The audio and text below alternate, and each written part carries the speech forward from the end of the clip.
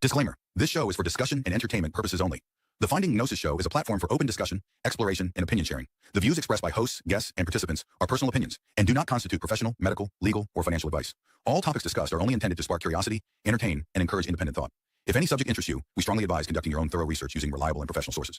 Critical thinking and due diligence is key. Stay curious, stay informed, be well, be lucky, and don't be an arsehole. Winds that hum and sing the hymn of hope, a golden ring. Lift your hands into the sky, feel the earth and breathe a sigh. The magic flows in waves, it's clear. A course in wonders draws us near. Close your eyes, the stars align, a voice within says all is fine. This song of life, it echoes deep, a miracle unfolds in leaves. Lift your hands into the sky, feel the earth and breathe a sigh. The magic flows in waves, it's clear. A course in wonders draws us near. Lift your eyes into the sky, feel the earth and breathe a sigh.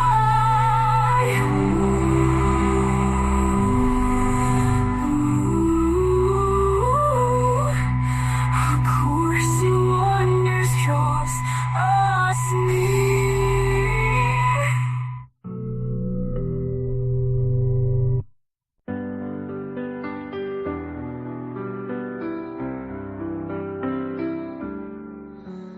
A book of stars in a world so grim, where shadows fall but light won't dim.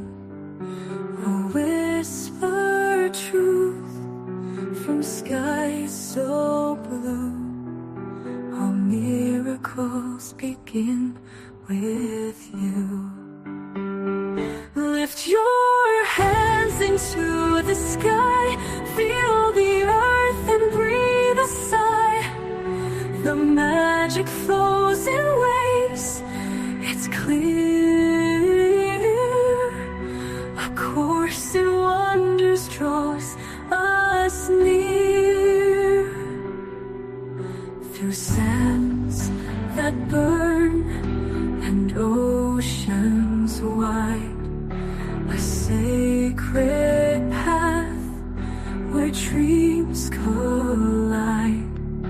Exotic winds that hum and sing the hymn of hope, a golden ring. Lift your hands into the sky, feel the earth and breathe a sigh. The magic flows in waves, it's clear. A course in wonders draws us near. Close your eyes, the stars align, a voice within says all is fine. This song of life, it echoes deep, a miracle unfolds in leaves. Lift your hands into the sky, feel the earth and breathe a sigh. The magic flows in waves, it's clear. A course in wonders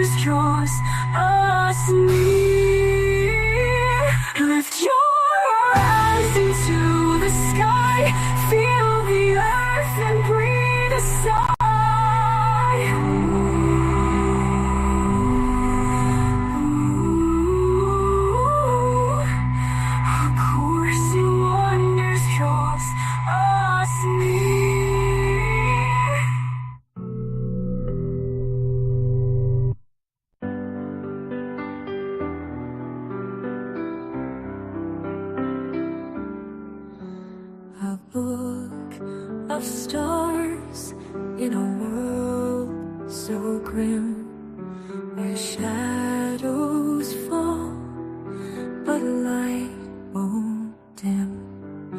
A whisper truth from skies so blue. All miracles begin with you. Lift your hands into the sky, feel the earth and breathe a sigh.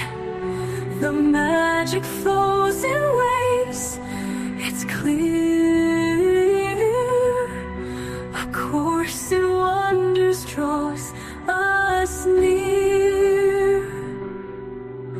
Through sands that burn and oceans wide, a sacred path where dreams Testing. collide.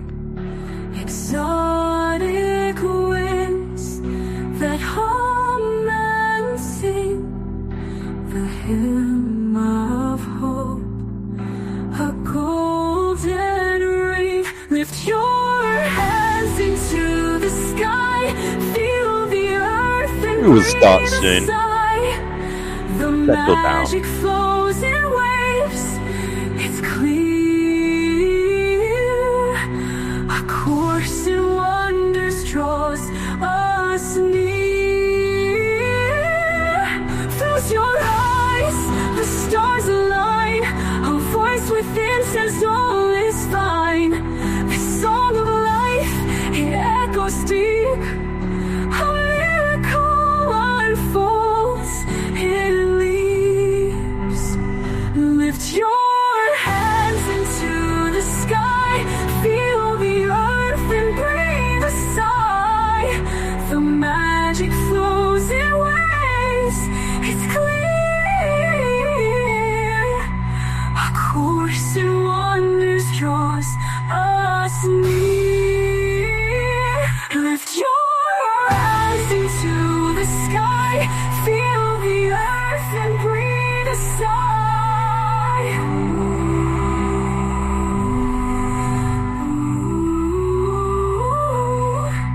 A course in wonders draws us near.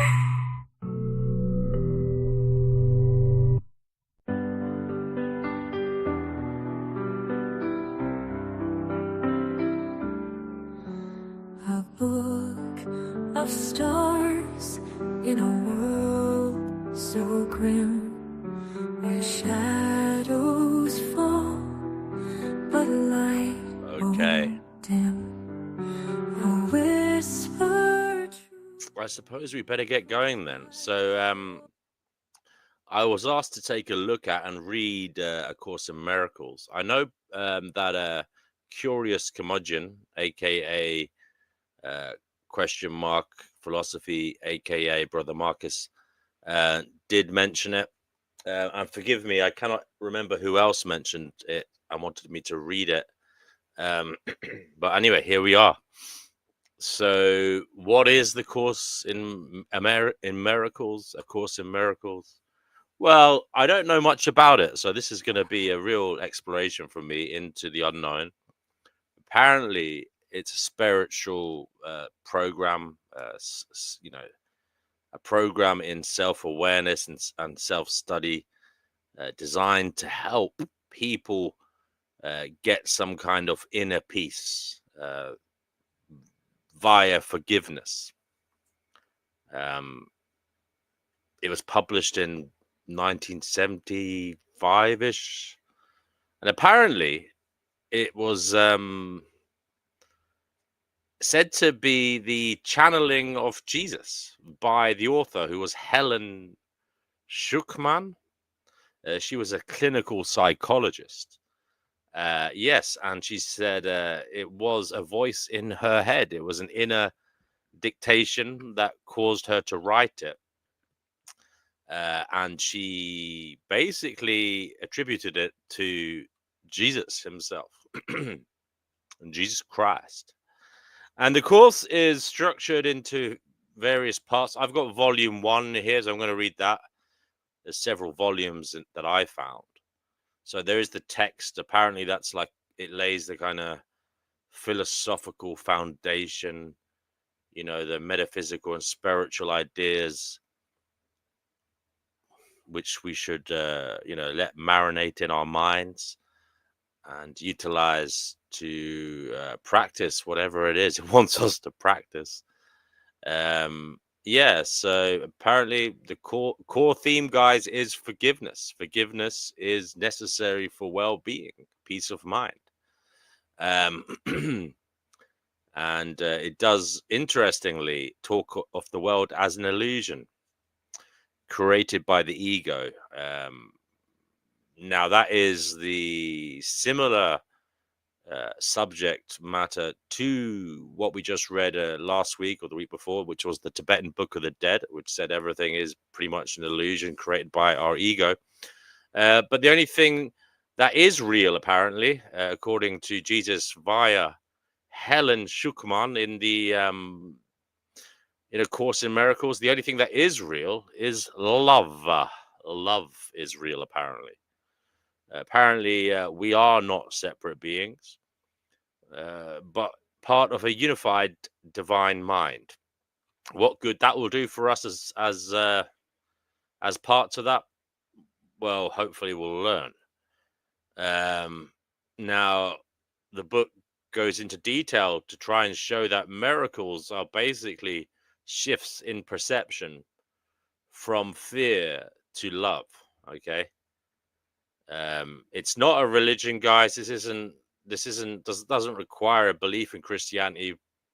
Apparently, it does use Christian language here and there, but it teaches a universal, non-dualistic spirituality. So maybe we'll find glimmers of gnosis within its pages somewhere amidst the words within this book we're about to set off on.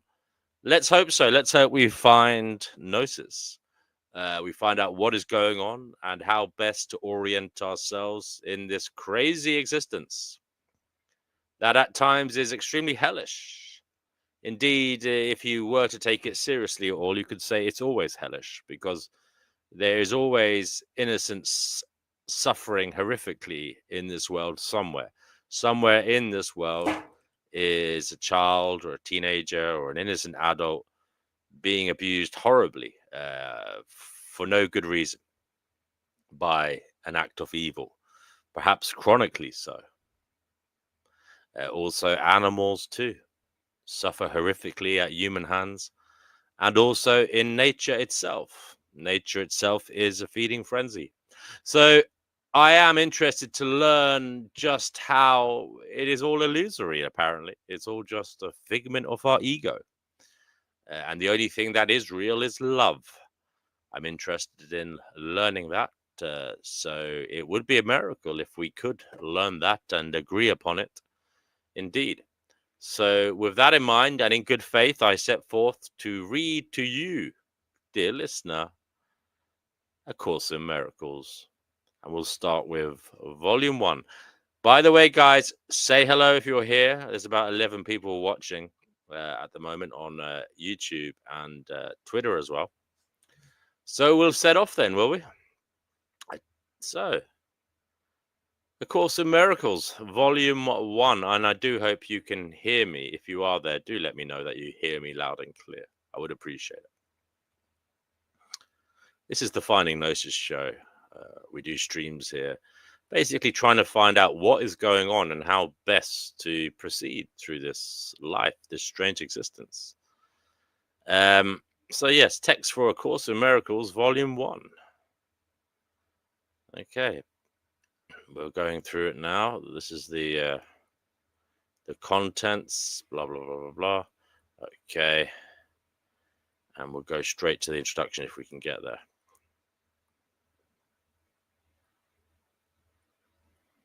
Introduction then, guys. This is A Course in Miracles. It is a required course. Only the time you take it is voluntary. Free will does not mean that you can establish the curriculum. It means only that you can elect what you want to take at a given time. The course does not aim at teaching the meaning of love, for that is beyond what can be taught. It does aim, however, at removing the blocks to the awareness of love's presence, which is your natural inheritance. The opposite of love is fear. But what is all encompassing can have no opposite. This course can therefore be summed up very simply in this way: nothing real can be threatened, nothing unreal exists. Herein lies the peace of God. Principles of miracles. There is no order of difficulty in miracles. One is not harder or bigger than the other. They are all the same. All expressions of love are maximal. Miracles, as such, do not matter. The only thing that matters is their source, which is far beyond evaluation. Miracles occur naturally as expressions of love. The real miracle is the love that inspires them.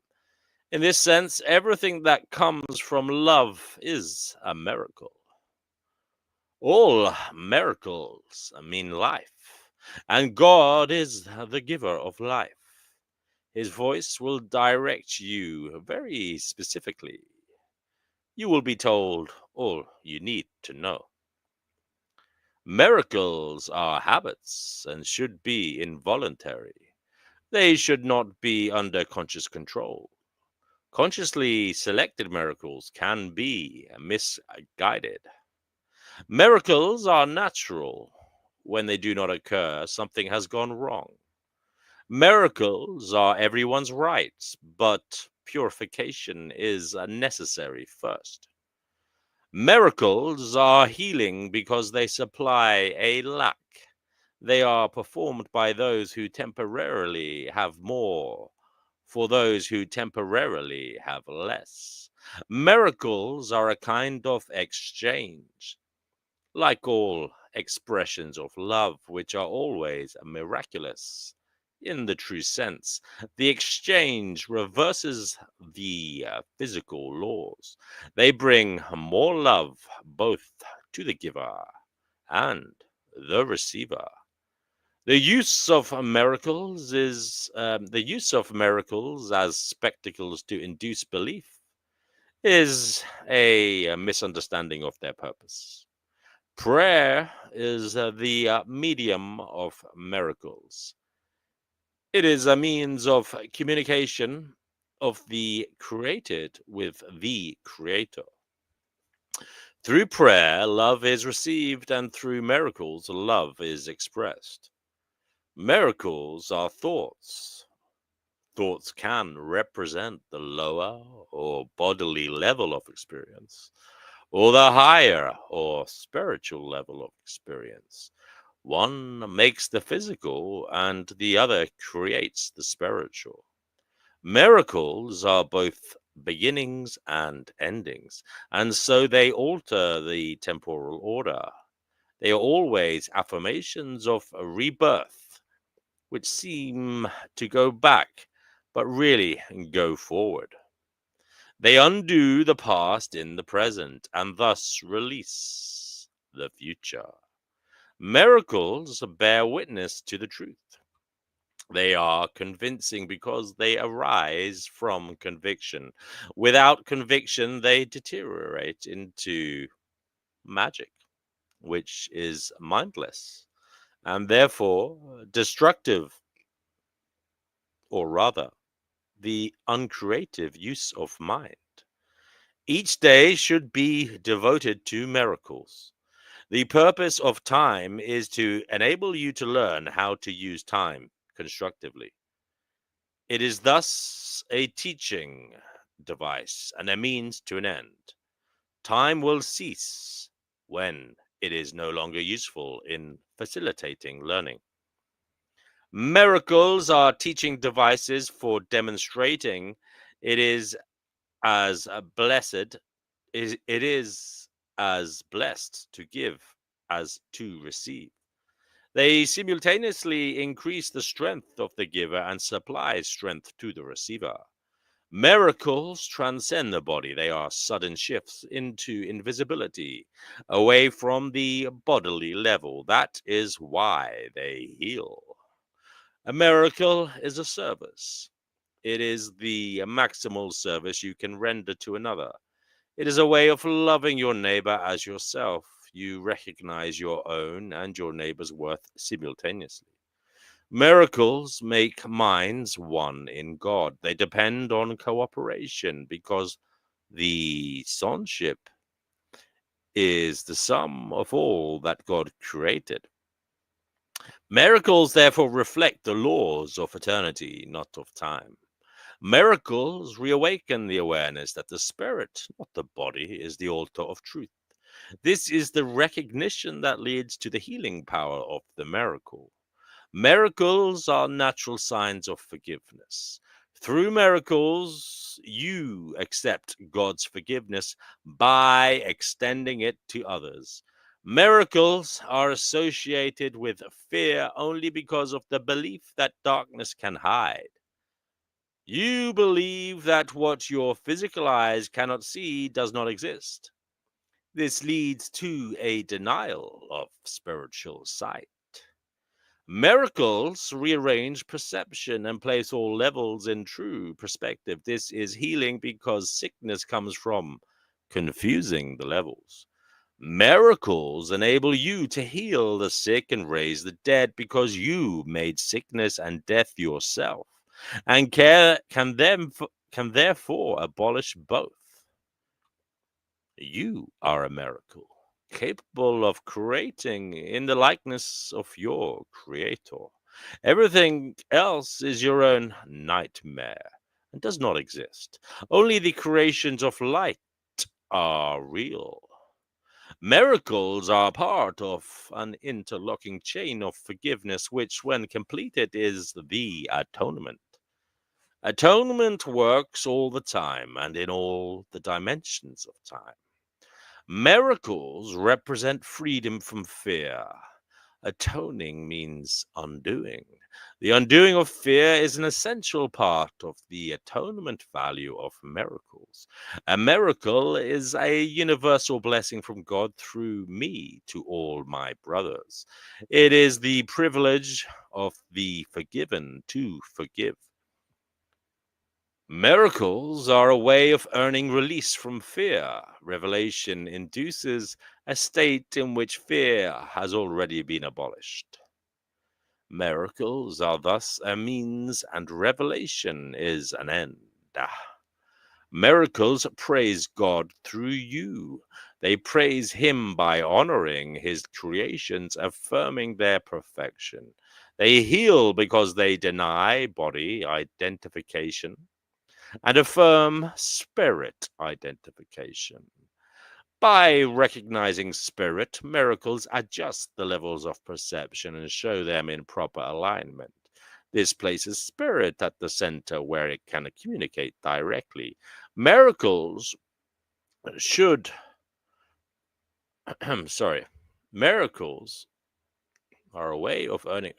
Where did I go to? Miracles, pray God, yes. Miracles should inspire gratitude, not awe. You should thank God for what you really are. The children of God are holy, and the miracle honors their holiness, which can be hidden but never lost. I inspire all miracles, which are really intercessions. They intercede for your holiness and make your perceptions holy. By placing you beyond the physical laws, they raise you into the sphere of celestial order. In this order, you are perfect. Miracles honor you because you are lovable. They dispel illusions about yourself and perceive the light in you. They thus atone for your errors by freeing you from your nightmares. By releasing your mind from the imprisonment of your illusions, they restore your sanity. Miracles restore the mind to its fullness by atoning for lack. They established perfect protection. The spirit's strength leaves no room for intrusions. Miracles are expressions of love, but they may not always have observable effects. Miracles are examples of right thinking, aligning your perceptions with truth as God created it. A miracle is a correction introduced into false thinking by me. It acts as a catalyst, breaking up erroneous perception and reorganizing it properly. This places you under the atonement principle, where perception is healed. Until this has occurred, knowledge of the divine order is impossible. The Holy Spirit is the mechanism of miracles. He perceives both God's creation and your illusions. He separates the true from the false by his ability to perceive totally rather than selectively. The miracle dissolves error because the Holy Spirit identifies error as false or unreal. This is the same as saying that by perceiving light, darkness automatically disappears. The miracle acknowledges everyone as your brother and mine. It is a way of perceiving the universal mark of God. Wholeness is the perceptual content of miracles. They thus correct or atone for the faulty perception of lack.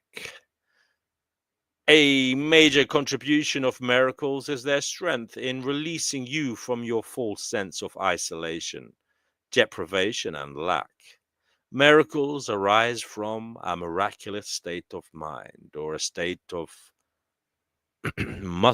miracle readiness. The miracle is an expression of an inner awareness of Christ and the acceptance of his atonement. A miracle is never lost. It may touch many people you have not even met and produce undreamed of changes in situations of which you are not even aware. The Holy Spirit is the highest communication medium. Miracles do not involve this type of communication because they are temporary communication devices. When you return to your original form of communication with God by direct revelation, the need for miracles is over. The miracle is a learning device that lessens the need for time. It establishes an out of pattern time interval, not under the usual laws of time. In this sense, it is timeless. The miracle is the only device at your immediate disposal for controlling time. Only revelation transcends it, having nothing to do with time at all. The miracle makes no distinction among degrees of misperception.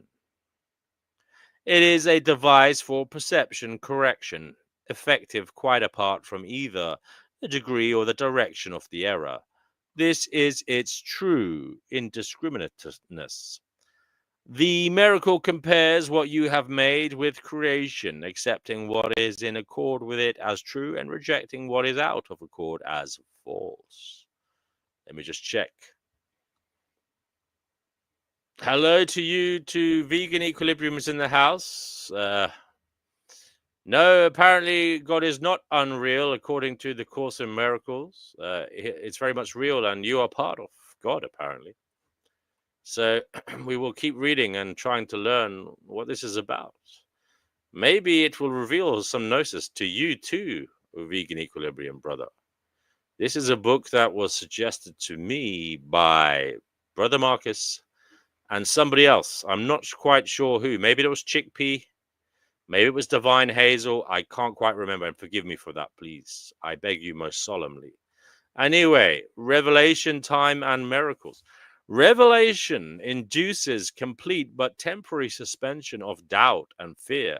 It reflects the original form of communication between God and his creations, involving the extremely personal sense of creation sometimes sought in physical relationships. Physical closeness cannot achieve it. Miracles, however, are genuinely interpersonal and result in true closeness to others. Revelation unites you directly with God. Miracles unite you directly with your brother. Neither emanates from consciousness, but both are experienced there. Hello to Divine Hazel. She is in the house. I do hope you're well. We are reading A Course in Miracles, especially for you and you and you and everybody who does listen to this. Consciousness is the state that induces action, though it does not inspire it. You are free to believe what you choose, and what you do attests to what you believe. Revelation is intensely personal and cannot be meaningfully translated. That is why any attempt to describe it in words is impossible. Revelation induces only experience. Miracles, on the other hand, induce action. They are more useful now because of their interpersonal nature.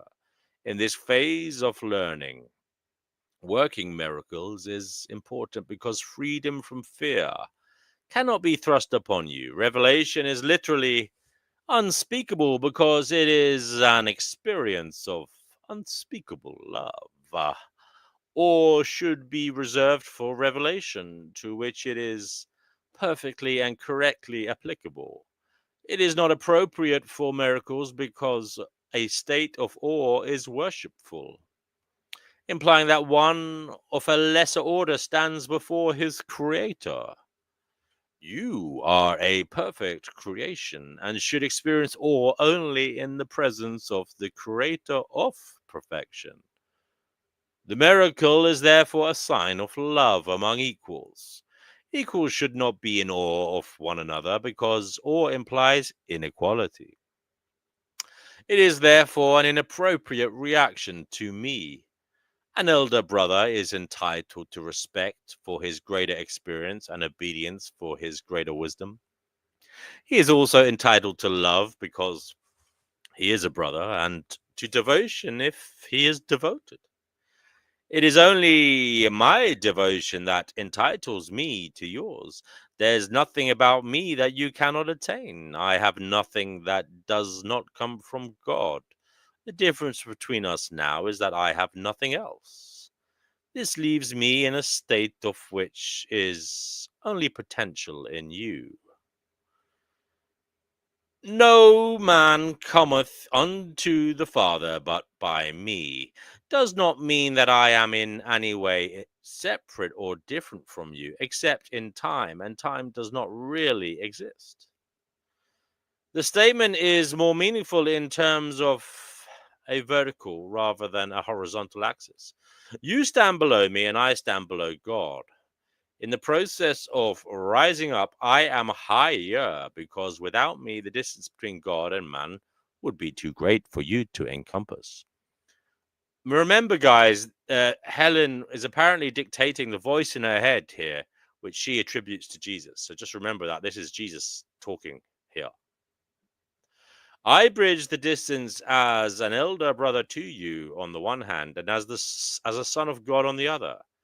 My devotion to my brothers has placed me in charge of the sonship, which I render complete because I share it. This may appear to contradict the statement, I and my Father are one, but there are two parts to the statement in recognition that the Father is greater. Revelations are indirectly inspired by me because I am close to the Holy Spirit and alert to the revelation readiness of my brothers. I can thus bring down to them more than they can draw down to themselves. The Holy Spirit meditates higher to lower communication, keeping the direct channel from God to you open for revelation. Revelation is not reciprocal. It proceeds from God to you, but not from you to God.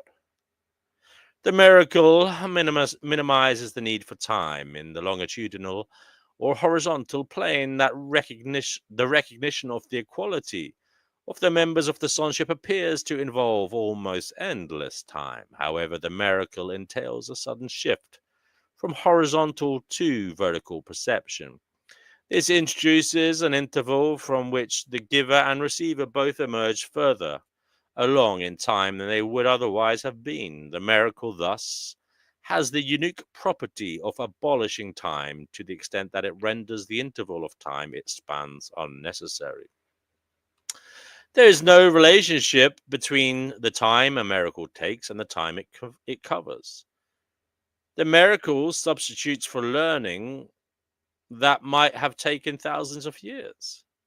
It does so by underlying recognition of perfect equality of giver and receiver on which the miracle rests. The miracle shortens time by collapsing it, thus eliminating certain intervals within it. It does this, however, with the larger temporal sequence. Okay. Thank you to Gaia. Atonement and miracles. This is Jesus speaking here through Helen in her head. I am in charge of the process of atonement, which I undertook to begin. When you offer a miracle to any of my brothers, you do it to yourself and me. The reason you come before me is that I do not need miracles for my own atonement, but I stand at the end in case you fall temporarily. My part in the atonement is the cancelling out of all errors that you could not otherwise correct. When you have been restored to the recognition of your original state, you naturally become part of the atonement yourself. As you share my unwillingness to accept error in yourself and others, you must join the great crusade to correct it. Listen to my voice, learn to undo error, and act to correct it. The power to work miracles belongs to you. I will provide the opportunities to do them, but you must be ready and willing. Doing them will bring conviction in the ability, because conviction comes through accomplishment. The ability is the potential. The achievement is its expression, and the atonement, which is the natural profession of the children of God, is the purpose.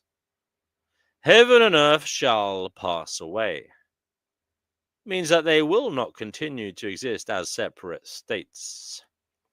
My word, which is the resurrection and the life, shall not pass away, because life is eternal. You are the work of God, and his work is wholly lovable and wholly loving. This is how a man must think of himself in his heart, because this is what he is.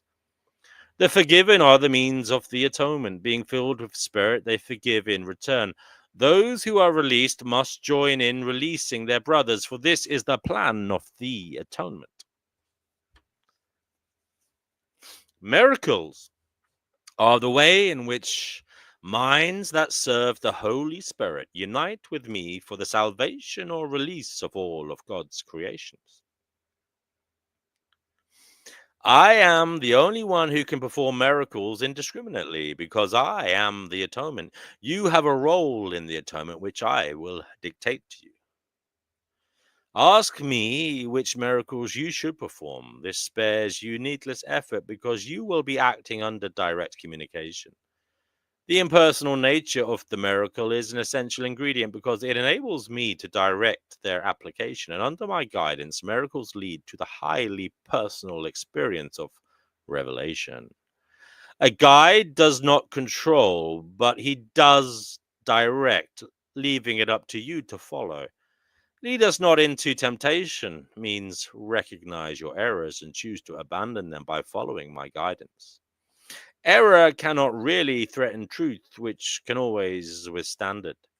Only the error is actually vulnerable.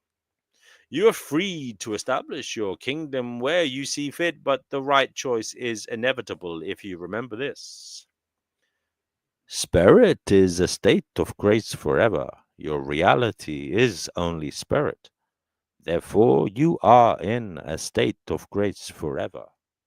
Atonement undoes all errors in this respect and thus uproots the source of fear. Whenever you experience God's reassurances as a threat, it is always because you are defending misplaced or misdirected loyalty. When you project this to others, you imprison them, but only to the extent to which you reinforce errors they have already made. This makes them vulnerable to the distortions of others, since their own perception of themselves is distorted. The miracle worker can only bless them, and this undoes their distortions and frees them from prison. You respond to what you perceive, and as you perceive, so shall you behave.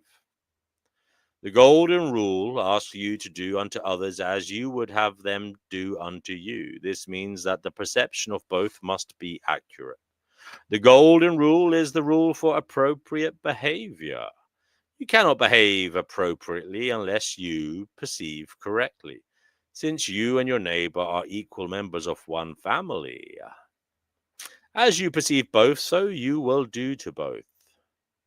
You should look out from the perception of your own holiness to the holiness of others.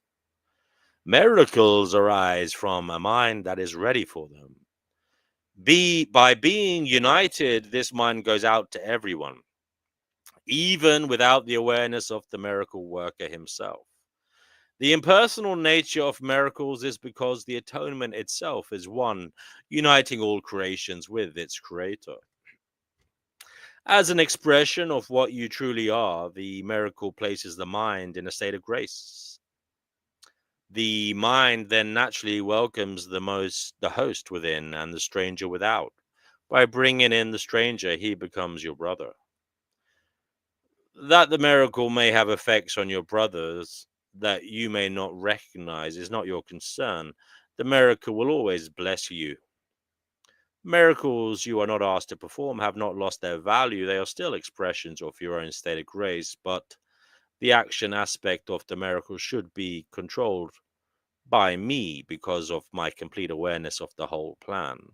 The impersonal nature of miracle-mindedness ensures your grace, but only I am in a position to know where they can be bestowed. Miracles are selective only in the sense that they are directed towards those who can use them for themselves, since this makes it inevitable that they will extend them to others. A strong chain of atonement is welded. However, this selectively takes no account of the magnitude of the miracle itself, because the concept of size exists on a plane that is itself unreal. Since the miracle aims at restoring the awareness of reality, it would not be useful if it were bound by laws that govern the error it aims to correct.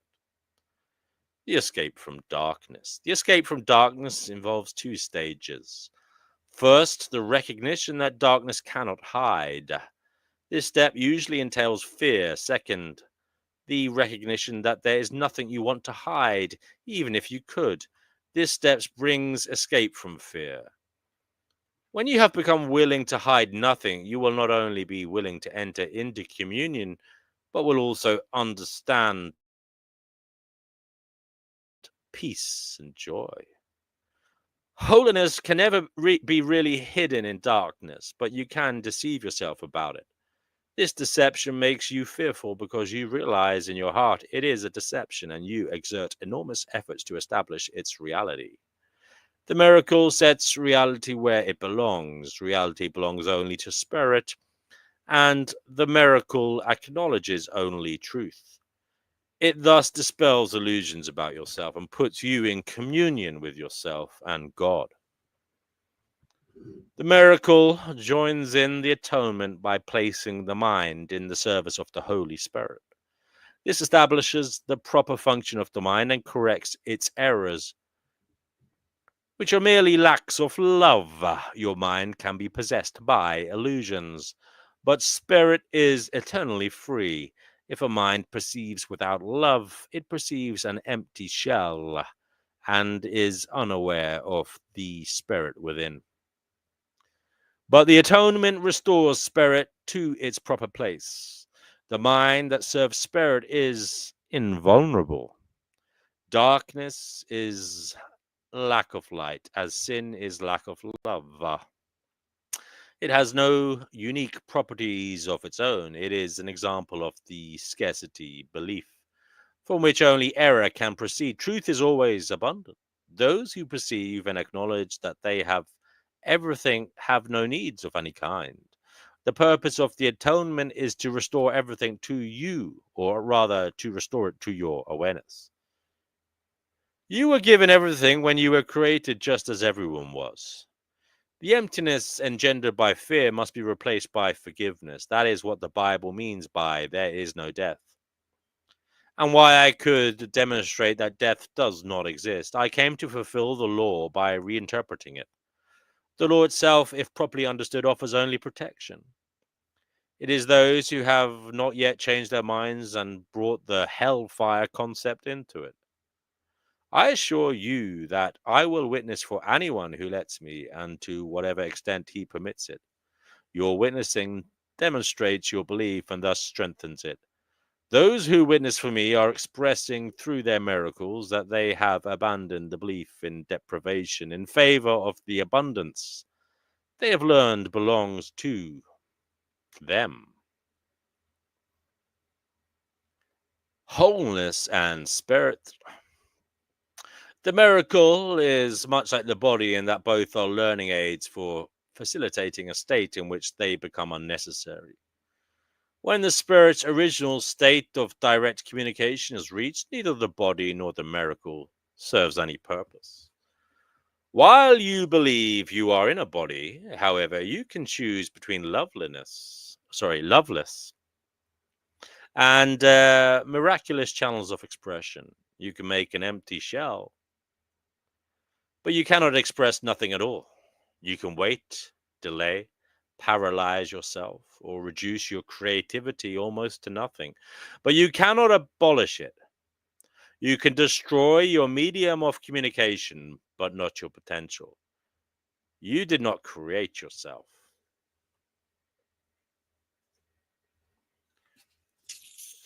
Just having a little drink here, guys. Let me just check the comments.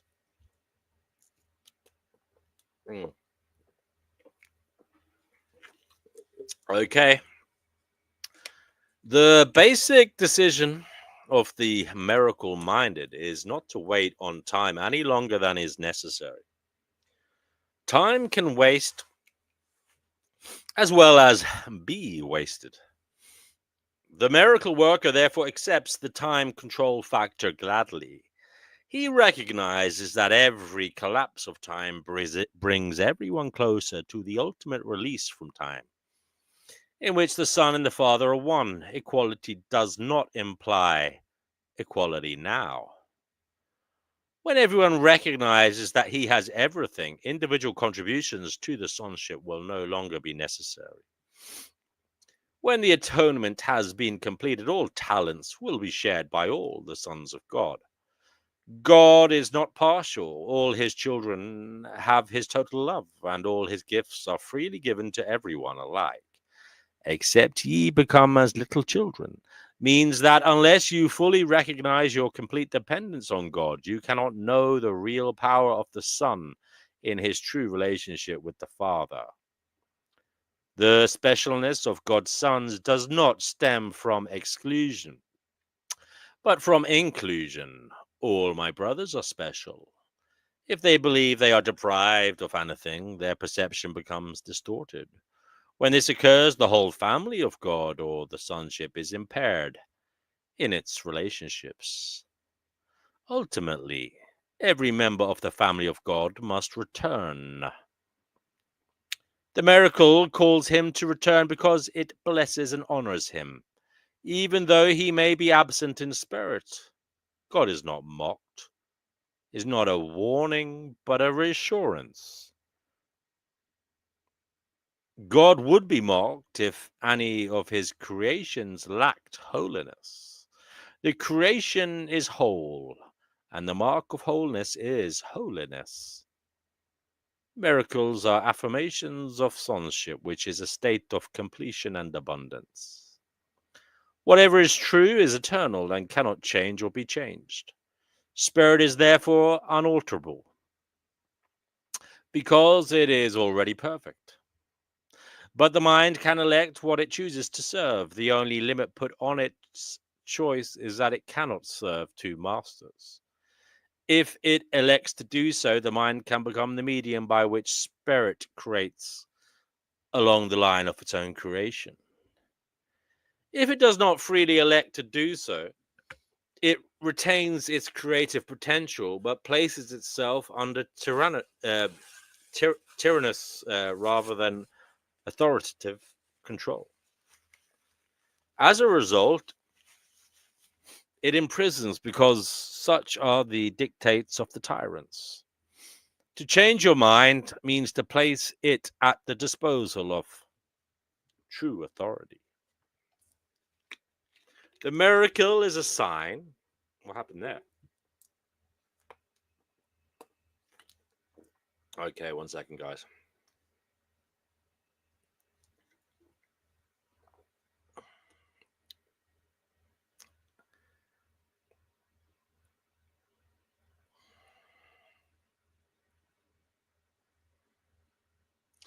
I do have to find where I was. Oh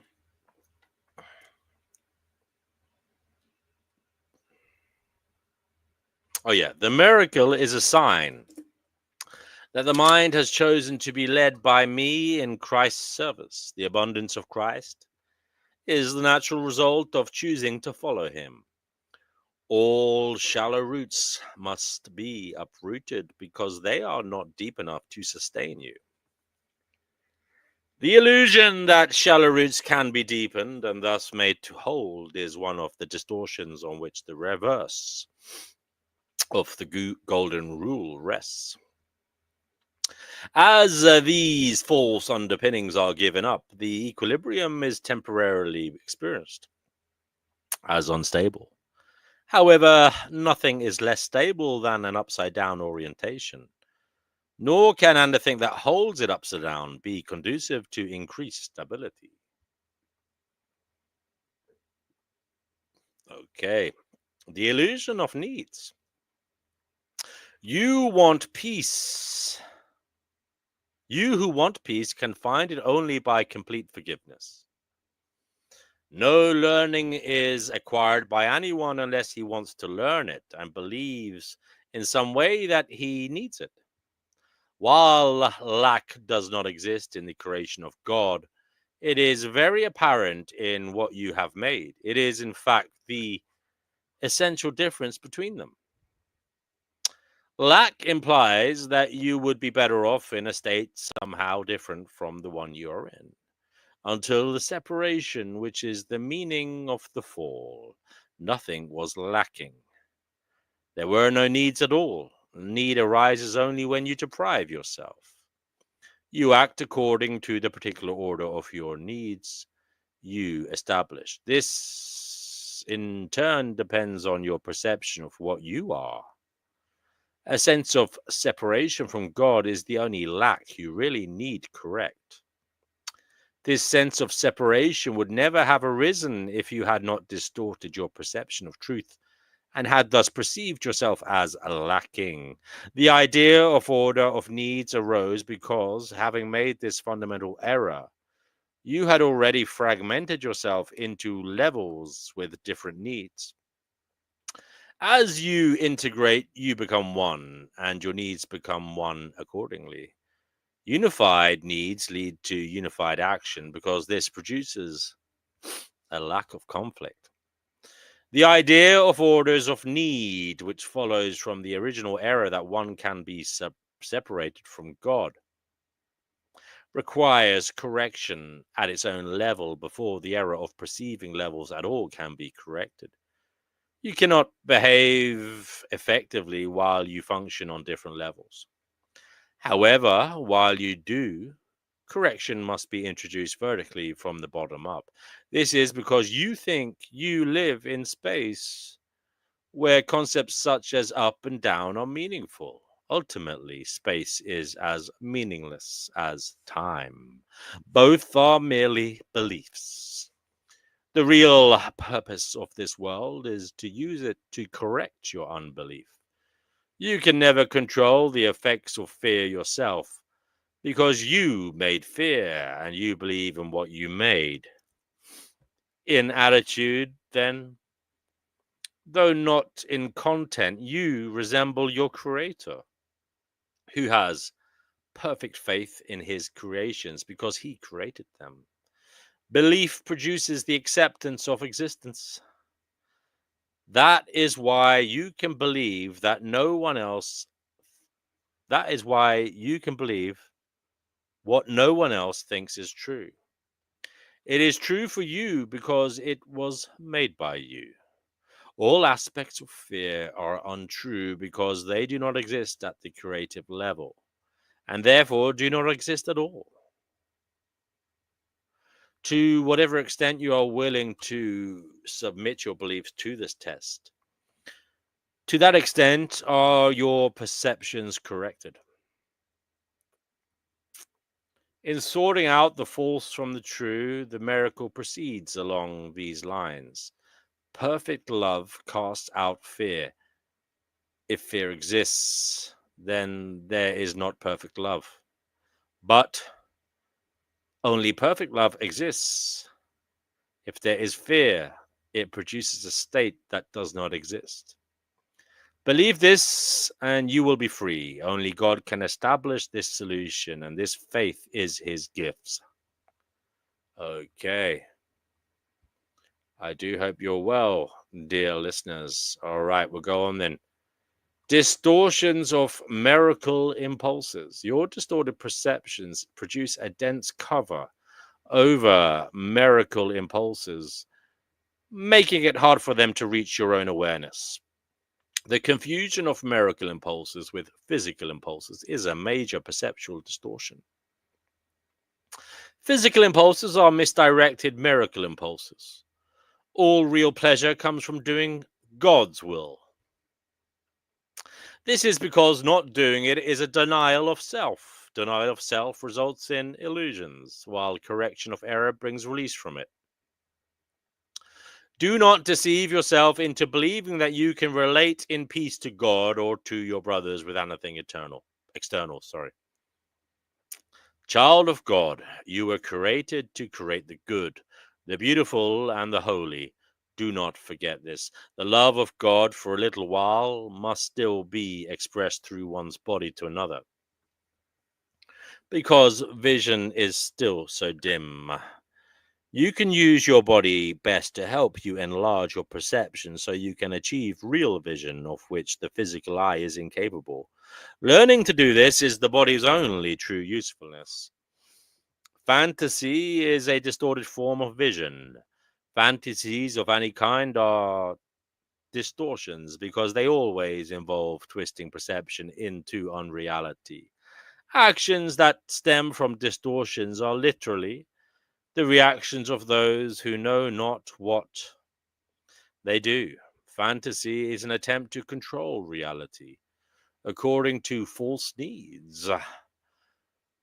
Twist reality in any way and you are perceiving destructively. Fantasies are a means of making false associations and attempting to obtain pleasure from them. But although you can perceive false associations, you can never make them real except to yourself. You believe in what you make. If you offer miracles, you will be equally strong in your belief in them. The strength of your conviction will then sustain the belief of the miracle receiver. Reality is lost through usurpation, which produces tyranny. As long as a single slave remains to walk the earth, your release is not complete. Complete restoration of the sonship is the only goal of the miracle-minded. This is a course in mind training. All learning involves attention and study at some level. Some of the later parts of the course rest too heavily on these earlier sections not to require their careful study. You will also need them for preparation. Without this, you may become too fearful of what is to come to make constructive use of it.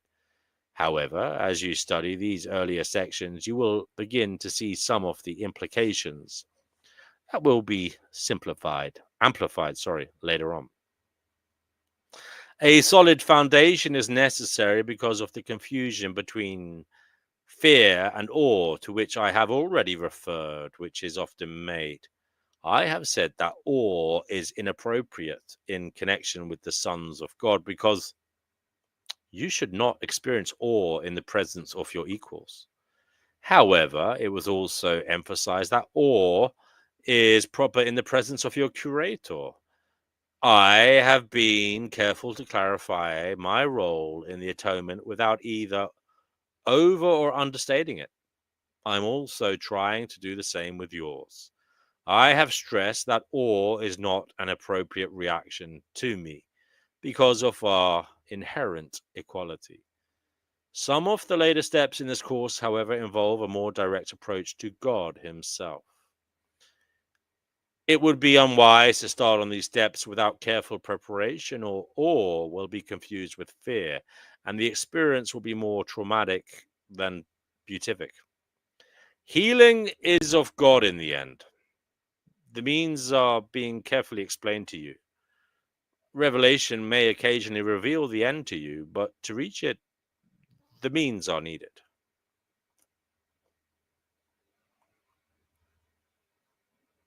Okay, we're going on, guys. We're on chapter 1. That was just the introduction. The separation and atonement, the origins of separation. To extend his fundamental aspect of God, which he gave to his Son. In the creation, God extended himself to his creations and imbued them with the same loving will to create. You have not only been fully created, but you have also been created perfect. There is no emptiness in you because of your likeness to your Creator. You are creative. No child of God can lose this ability because it is inherent in what he is, but he can use it inappropriately by projecting. The inappropriate use of extension or projection occurs when you believe that some emptiness or lack exists in you and that you can fill it with your own ideas instead of truth. This process involves the following steps. One moment, I'll just take a sup before I read this.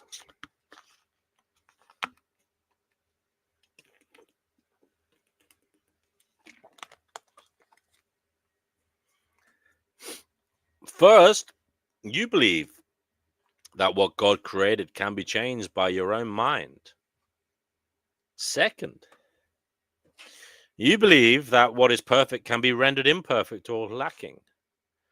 Third, you believe that you can distort the creations of God, including yourself. Fourth, you believe that you can create yourself and that the direction of your own creation is up to you.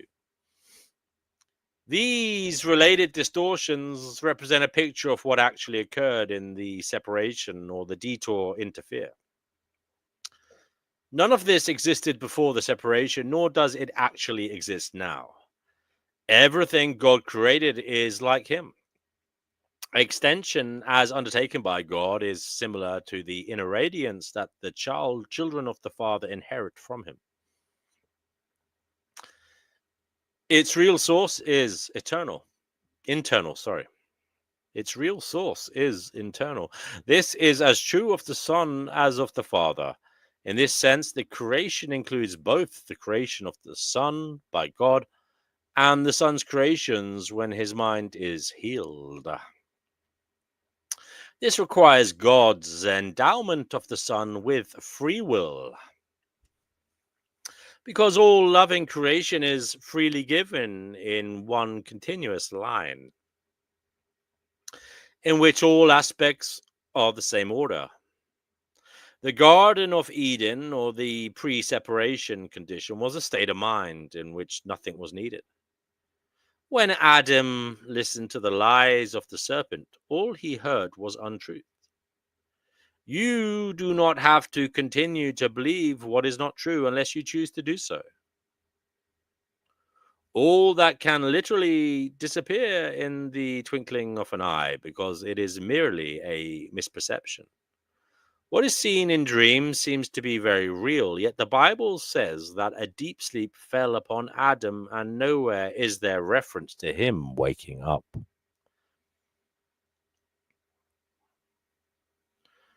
The world has not yet experienced any comprehensive reawakening or rebirth. Such a rebirth is impossible as long as you continue to project or miscreate. It still remains within you, however, to extend as God extended his spirit to you. In reality, this is your only choice because your free will was given you for your joy in creating the perfect. All fear is ultimately reducible to the basic misperception that you have the ability to usurp the power of God. Of course, you neither can nor have been able to do this. Here is the real basis for your escape from fear. The escape is brought about by your acceptance of the atonement, which enables you to realize that your errors never really occurred. Only after the deep sleep fell upon Adam could he experience nightmares. If a light is suddenly turned on while someone is dreaming, a fearful dream may be initially If a light is suddenly turned on while someone is dreaming a fearful dream, he may initially interpret the light itself as part of his dream and be afraid of it. However, when he awakens, the light is correctly perceived as the release from the dream, which is then no longer accorded reality. This release does not depend on illusions. The knowledge that illuminates not only sets you free, but also shows you clearly that you are free. Whatever lies you may believe are of no concern to the miracle, which can heal any of them with equal ease. It makes no distinctions among misperceptions. Its sole concern is to distinguish between truth on the one hand and error on the other. Some miracles may seem to be of greater magnitude than others, but remember the first principle in this course. There is no order of difficulty in miracles. In reality, you are perfectly unaffected by all expressions of lack or love. These can be from yourself and others, from yourself to others, or from others to you. Peace is an attribute in you. You cannot find it outside. Illness is some form of external searching. Health is inner peace.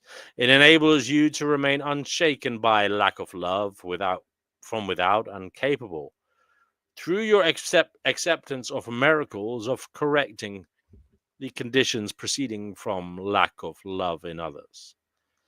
The atonement as defense, you can do anything I ask. I have asked you to perform miracles and have made it clear that miracles are natural, corrective, healing, and universal. There is nothing they cannot do, but they cannot be performed in the spirit of doubt or fear. When you are afraid of anything, you are acknowledging its power to hurt you. Remember that where your heart is, there is your treasure also. You believe in what you value. If you are afraid, you will inevitably value wrongly, and by endowing all your thoughts with equal power, will inevitably destroy peace. That is why the Bible speaks of the peace of God which passeth understanding. This peace is totally incapable of being shaken by errors of any kind. It denies the ability of anything not of God to affect you. This is the proper use of denial. It is not used to hide anything, but to correct error. It brings all error into the light, and since error and darkness are the same, it corrects error automatically. True denial is a powerful protective device. You can and should deny any belief that error can hurt you. This kind of denial is not a concealment, but a correction. Your right mind depends on it. Denial of error is a strong defense of truth. But denial of truth results in miscreation, the projections of the ego. In the service of the right mind, the denial of error frees the mind and reestablishes the freedom of the will. When the will is really free, it cannot miscreate because it recognizes only truth.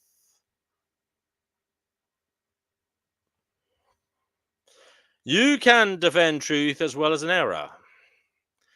The means of are easier to understand after the value of the goal is firmly established. It is a question of what it is for. Everyone defends his treasure and will do so automatically. The real questions are, what do you treasure?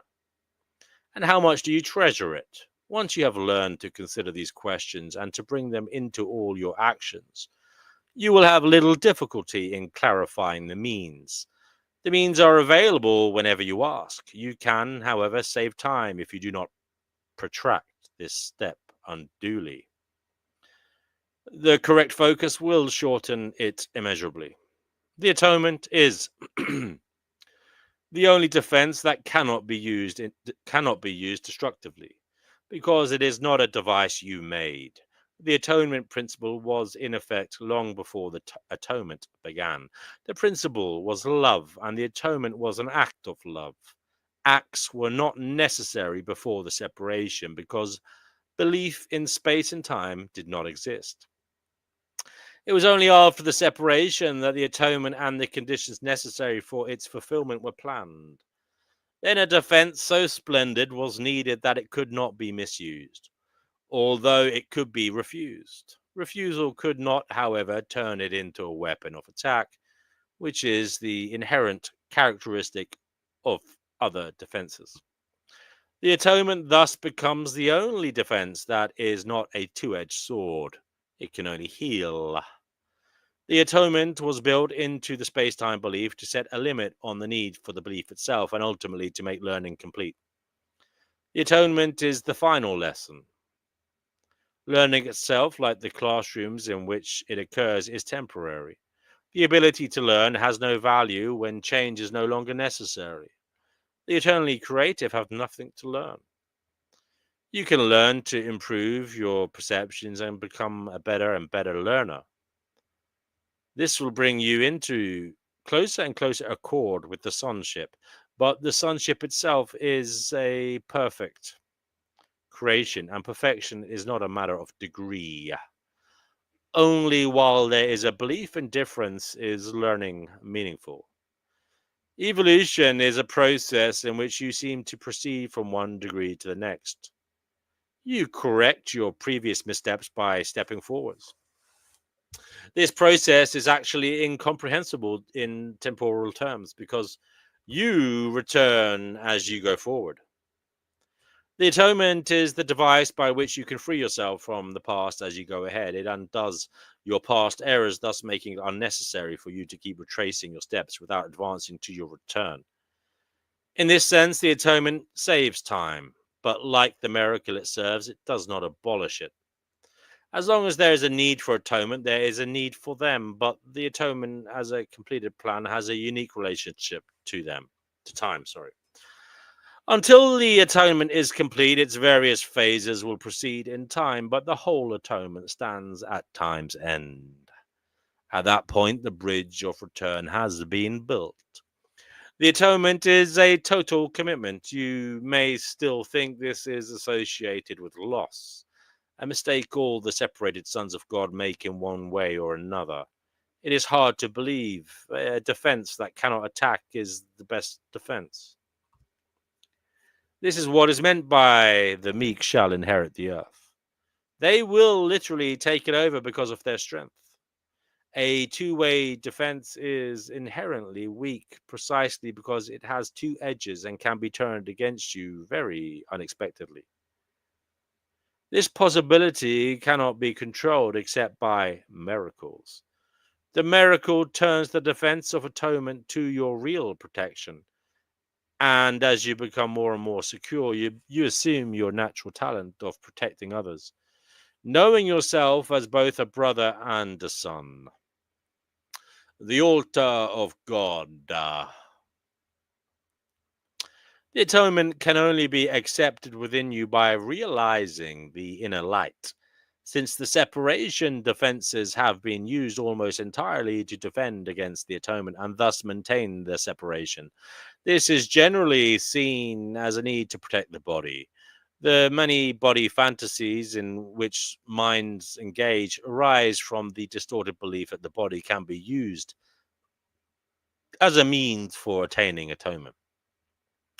Perceiving the body as a temple is only the first step in correcting this distortion, because it alters only part of it. It does not. It does recognize that atonement in physical terms is impossible. The next step, however, is to realize that a temple is not a structure at all. Its true holiness lies at the inner altar around which the structure is built. The emphasis on beautiful structures is a sign of the fear of atonement and an unwillingness to reach the altar itself. The real beauty of the temple cannot be seen with the physical eye. Spiritual sight, on the other hand, cannot see the structure at all because it is perfect vision. It can, however, see the altar with perfect clarity. For perfect effectiveness, the atonement belongs at the center of the inner altar, where it undoes the separation and restores the wholeness of the mind. Before the separation, the mind was invulnerable to fear because fear did not exist. Both the separation and the fear are miscreations that must be undone for the restoration of the temple and for the opening of the altar to receive the atonement. This heals the separation by placing within you the one effective defense against all separation thoughts and making you perfectly invulnerable.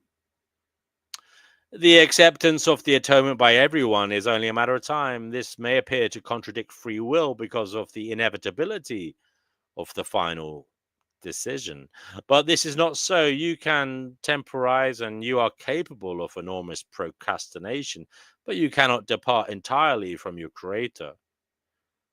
Who set the limits on your ability to miscreate? An imprisoned will engenders a situation which in the extreme becomes altogether intolerable. Tolerance for pain may be high, but it is not without limit. Eventually, everyone begins to recognize, however dimly, that there must be a better way. As this recognition becomes more firmly established, it becomes a turning point. This ultimately reawakens spiritual vision, simultaneously weakening the investment in physical sight. The alternating investment in the two levels of perception is usually experienced as conflict, which can become very acute.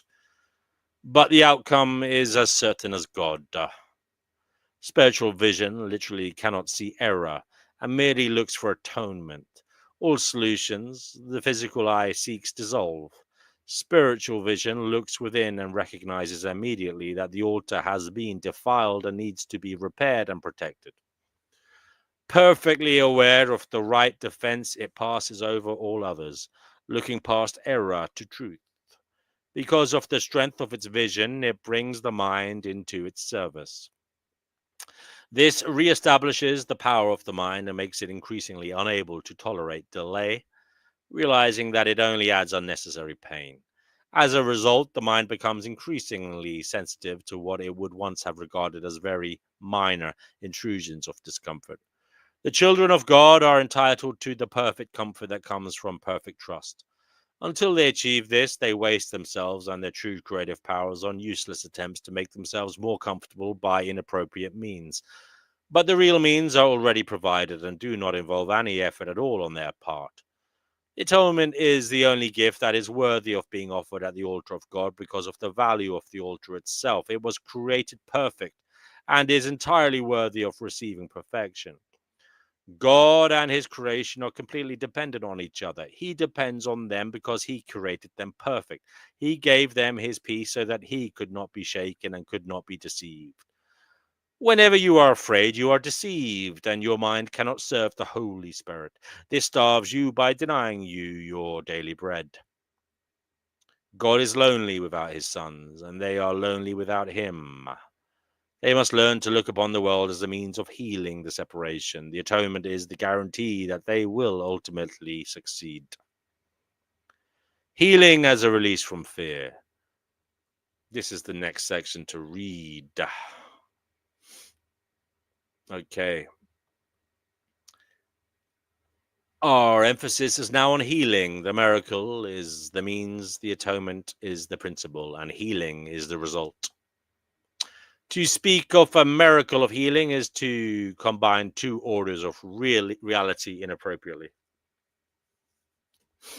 Healing is not a miracle. The atonement, or the final miracle, is a remedy, and any type of healing is a result. The kind of error to which atonement is applied is irrelevant. All healing is essentially the release from fear. To undertake this, you cannot be fearful yourself. You do not understand healing because of your own fear. A major step in the atonement plan is to undo error at all levels. Sickness or not right-mindedness is the result of level confusion because it always entails the belief that what is amiss on one level can adversely affect another. We have referred to miracles as the means of correcting level confusion. For all mistakes must be corrected at the level on which they occur. Only the mind is capable of error. The body can act wrongly only when it is responding to misthought. The body cannot create, and the belief that it can, a fundamental error, produces all physical symptoms. Physical illness represents a belief in magic. The whole distortion that made magic rests on the belief that there is a creative ability in matter which the mind cannot control. This error can take two forms. It can be believed that the mind can miscreate in the body, or that the body can miscreate in the mind. When it is understood that the mind, the only level of creation, cannot create beyond itself, neither type of confusion need occur. Only the mind can create because spirit has already been created, and the body is a learning device of the mind. Learning devices are not lessons in themselves. Their purpose is merely to facilitate learning. The worst a faulty use of a learning device can do is to fail to facilitate learning. It has It has no power in itself to introduce actual learning errors. The body, if properly understood, shares the invulnerability of the atonement to the two-edged application. This is not because the body is a miracle, but because it is not inherently open to misinterpretation. The body is merely part of your experience in the physical world. Its abilities can be and frequently are over-evaluated. However, it is almost impossible to deny its existence in this world. Those who do so are engaging in a particularly unworthy form of denial. The term unworthy here implies only that it is not necessary to protect the mind by denying the unmindful. If one denies this unfortunate aspect of the mind's power, one is also denying the power itself. All material means that you accept as remedies for bodily ills. All material means that you accept as remedies for bodily ills are restatements of magical principles. This is the first step in believing that the body makes its own illnesses. It is a second misstep to heal it through non-creative agents.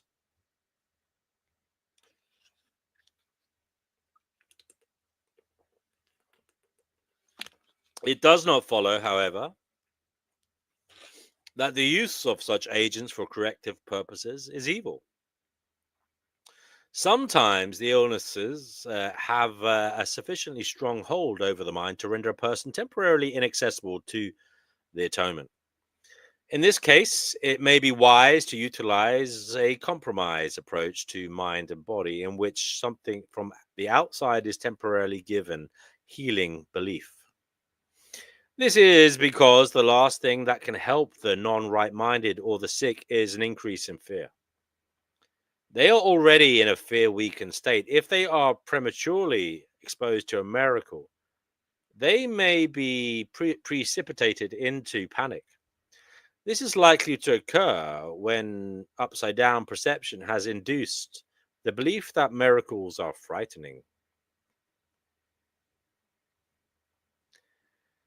The value of atonement does not lie in the manner in which it is expressed.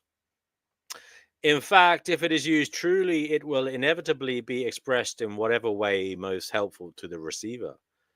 This means that a miracle, to attain its full efficiency, must be expressed in a language that the recipient can understand without fear. This does not necessarily mean that this is the highest level of communication of which he is capable. It does mean, however, that it is the highest level of communication of which he is capable now. The whole aim of the miracle is to raise, the level of communication, not to lower it by increasing fear. So now we move on to the function of the miracle worker. Before miracle workers are ready to undertake their function in this world, it is essential that they fully understand the fear of release. Otherwise, they may unwittingly foster the belief that release is imprisonment, a belief that is already very prevalent. This misperception arises in turn from the belief that harm can be limited to the body. That is because of the underlying fear that the mind can hurt itself. None of these errors is meaningful because the miscreations of the mind do not really exist. This recognition is a far better protective device than any form of level confusion because it introduces correction at the level of the error. It is essential to remember that only the mind can create, and that correction belongs at the thought level. To amplify an earlier statement, spirit is already perfect and therefore does not require correction. The body does not exist except as a learning device for the mind. This learning device is not subject to errors of its own because it cannot create. It is obvious then that inducing the mind to give up its miscreations is the only application of creative ability that is truly meaningful. Magic is the mindless or the miscreative use of mind. Physical medications are forms of spells, but if you are afraid to use the mind to heal, you should not attempt to do so. The very fact that you are afraid makes your mind vulnerable to miscreation. You are therefore likely to misunderstand any healing that might occur, and because egocentricity and fear usually occur together, you may be unable to accept the real source of the healing. Under these conditions, it is safer for you to rely temporarily on physical healing devices because you cannot misperceive them as your own creations. As long as your sense of vulnerability persists, you should not attempt to perform miracles. I have already said that miracles are expressions of miracle mindedness, and miracle mindedness means right mindedness. The right minded neither exalt nor depreciate the mind of the miracle worker or the miracle receiver. However, as a correction, the miracle need not await the right mindedness of the receiver. In fact, its purpose is to restore him to his right mind. It is essential, however, that the miracle worker be in his right mind, however briefly, or he will be unable to reestablish right-mindedness in someone else. The healer who relies on his own readiness is endangering his understanding. You are perfectly safe as long as you are completely unconcerned about your readiness. but maintain a consistent trust in mine. If your miracle working inclinations are not functioning properly, it is always because fear has intruded on your right mindedness and has turned it upside down. All forms of not right mindedness are the result of refusal to accept the atonement for yourself. If you do not accept it, you are in a position to recognize that those who need healing are simply those who have not realized the right mindedness is healing. The sole responsibility of the miracle worker is to accept the atonement for himself. This means you recognize that the mind is the only creative level and that its errors are healed by the atonement. Once you accept this, your mind can only heal. By denying your mind any destructive potential and reinstating its purely constructive powers, you place yourself in a position to undo the level of confusion of others. The message you give to them is the truth that their minds are similarly constructive and their miscreations cannot hurt them. By affirming this, you release the mind from over-evaluating its own learning device and restore the mind to its true position as the learner. It should be emphasized again that the body does not learn any more than it creates. As a learning device, it merely follows the learner, but if it is falsely endowed with self-initiative, it becomes a serious obstruction to the very learning it should facilitate. Only the mind is capable of illumination. Spirit is already illuminated, and the body in itself is too dense. The mind, however, can bring its illumination to the body by recognizing that it is not the learner and is therefore unamenable to learning. The body is, however, easily brought into alignment with a mind that has learned to look beyond it towards the light. Corrective learning always begins with the awakening of spirit and turning away from the belief in physical sight. This often entails fear because you are afraid of what your spiritual sight will show you. I said before that the Holy Spirit cannot see error and is capable only of looking beyond it to the defense of atonement. There is no doubt that this may produce discomfort, yet the discomfort is not the final outcome of the perception. When the Holy Spirit is permitted to look upon the defilement of the altar, he also looks immediately towards the atonement. Nothing he perceives can induce fear. Everything that results from spiritual awareness is merely channelized towards correction. Discomfort is aroused only to bring the need for correction into awareness. The fear of healing arises in the end from an unwillingness to accept unequivocally that healing is necessary. What the physical eye sees is not corrective, nor can error be corrected by any device that can be seen physically. As long as you believe in what your physical sight tells you, your attempts at correction will be misdirected. The real vision is obscured because you cannot endure to see your own defiled altar. But since the altar has been defiled, your state becomes doubly dangerous unless it is perceived. Healing is an ability that developed after the separation, before which it was unnecessary.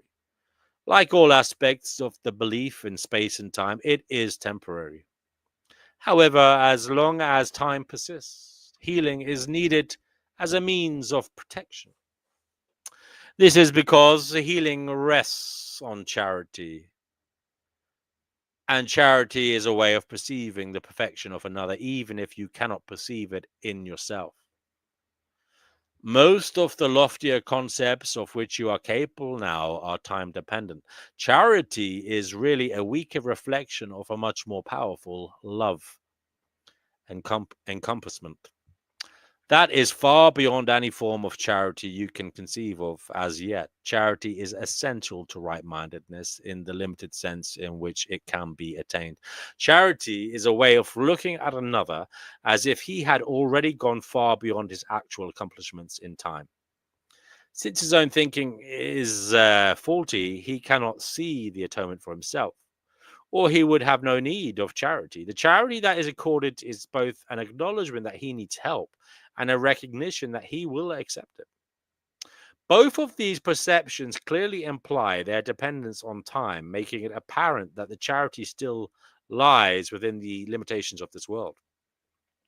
I said before that only revelation transcends time. The miracle, as an expression of charity, can only shorten it.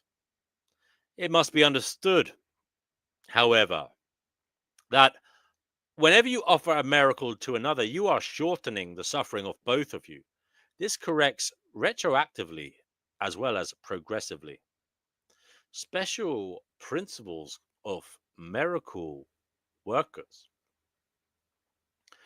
The miracle abolishes the need for lower order concerns since it is an out of pattern time interval. The ordinary considerations of time and space do not apply. When you perform a miracle, I will arrange both time and space to adjust to it. A clear distinction between what is created and what is made is essential.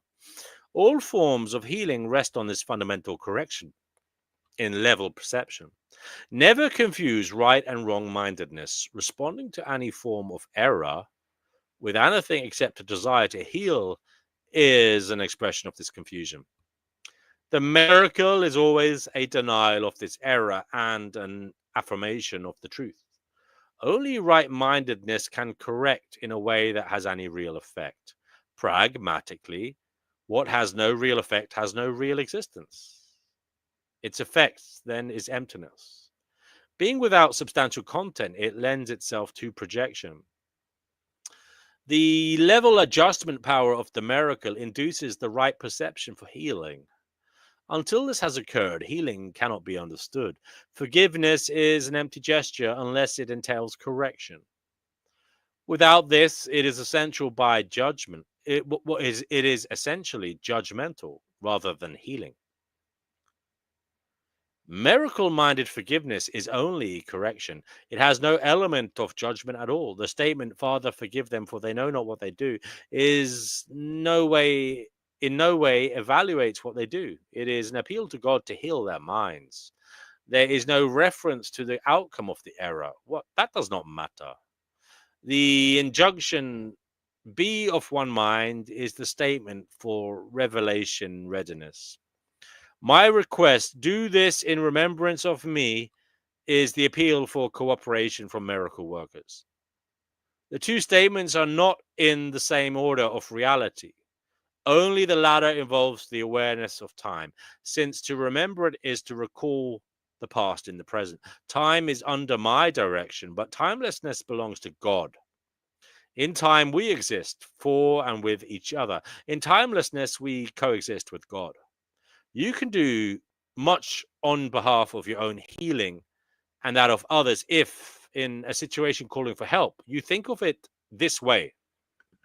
By the way, okay, this is Jesus telling people what to do through Helen. Okay, I am here only to be truly helpful. I am here to represent him who sent me. I do not have to worry about what to say or what to do because he who sent me will direct me. I am content to be wherever he wishes, knowing he goes there with me. I will be healed as I let him teach me to heal. How beautiful. Okay, guys, I think we'll leave that there then. We've done 40 pages. And that was us starting to read A Course in Miracles. I do hope you enjoyed it. If you did listen, or if you're going to listen later on, I hope it was beneficial to you, and at least it was relaxing. We will now open up to anybody who wants to come on and talk. I will share the link in chat now. Bear with me. In a world so grim, where shadows fall, but light won't dim. A whisper truth from skies so blue. All miracles begin with you. Lift your hands to the sky. Feel the earth and breathe a sigh. The magic flows in waves. It's clear. A course in wonders draws us near. Through sands that burn and oceans wide, a sacred path where dreams collide. Exotic winds that hum and sing the hymn of hope. A golden ring. Lift your hands into the sky. Feel the earth and breathe a sigh. The magic flows in waves. It's clear. A course in wonders draws us near. Close your eyes, the stars align. A voice within says all is fine. This song of life, it echoes deep. Hello to Gaia. Welcome to the show, Gaia. How are you? Doing quite well. That was an excellent reading you had there. You have good orator skills. Oh, that's very kind of you to say. I mean, I'll be honest with you. There were little bits in there that made me think, here and there. Oh, Overall, yeah. it's a little bit strange, but there were little bits there that I found beneficial. I'm not going to lie. Little bits. I mean, whether you view it as a spiritual book or if you're looking for glimmers of practical advice, there was some practical advice in there that I found de facto good, irrespective of whether you believe in a spiritual nature. Well, I'm happy you found some of that helpful and useful. Yes, definitely. I mean, there's a lot there to be said in terms of forgiveness is freeing, Yeah. it does help one. And also just to appreciate and stand back sometimes and realize that it is true. If people really knew and really thought about things, they would not do bad things. If they really knew the outcomes for society, for themselves, for others, for the future, I really believe wholeheartedly if they were in control, they wouldn't do it. Yeah, no, I agree. If we had a broader perspective where we could see the whole field, most of us would make the decision, not to antagonize the field, let's make it a healthy game. Mm. I want to welcome Divine. Hello, Divine. Hello. Hello, Divine. Have you been inspired to say anything? I'm very surprised that you'd go in this direction. Why is that now? I don't know. It's wicked ass long. Oh, okay. Well, I don't even know. If you knew how thick this book is, you'd faint. well, I've only this is volume 1, and it's like 400 pages. So Yeah. I can do volume 1, surely. I don't have to read the whole thing, do I? No, Oh, you no, didn't have to definitely read not. one. No, I the don't thing even that I have to- find amazing about A Course in Miracles is I'll be straight up and honest here. I have yet to read the dang thing, from front to cover. I've just done some, skimming reading. Just some skimming reading has been enough to where I've sort of, understood the thought process it's trying to convey. Right. I mean, I'd be happy to read that volume 1. Yep. I mean, I've already done 40 pages out of 400, so that's 410. So that's No, quite you good, you right? blasted through that, man. Like if you're able to read at that speed, verbally to others, I would imagine that you could read to yourself even faster. Right, yeah, and I'm gonna read it to everyone. I might Yep. as well as I'm reading. True. Yeah, Yeah, I get I where you're coming mean, from. did you not find any of that beneficial, Divine? I've actually studied the Course in Miracles for 3 years. Oh, we lost you. You studied it, okay. Yeah, And we were having a how group did you? here, and I figured, why not? And Yeah.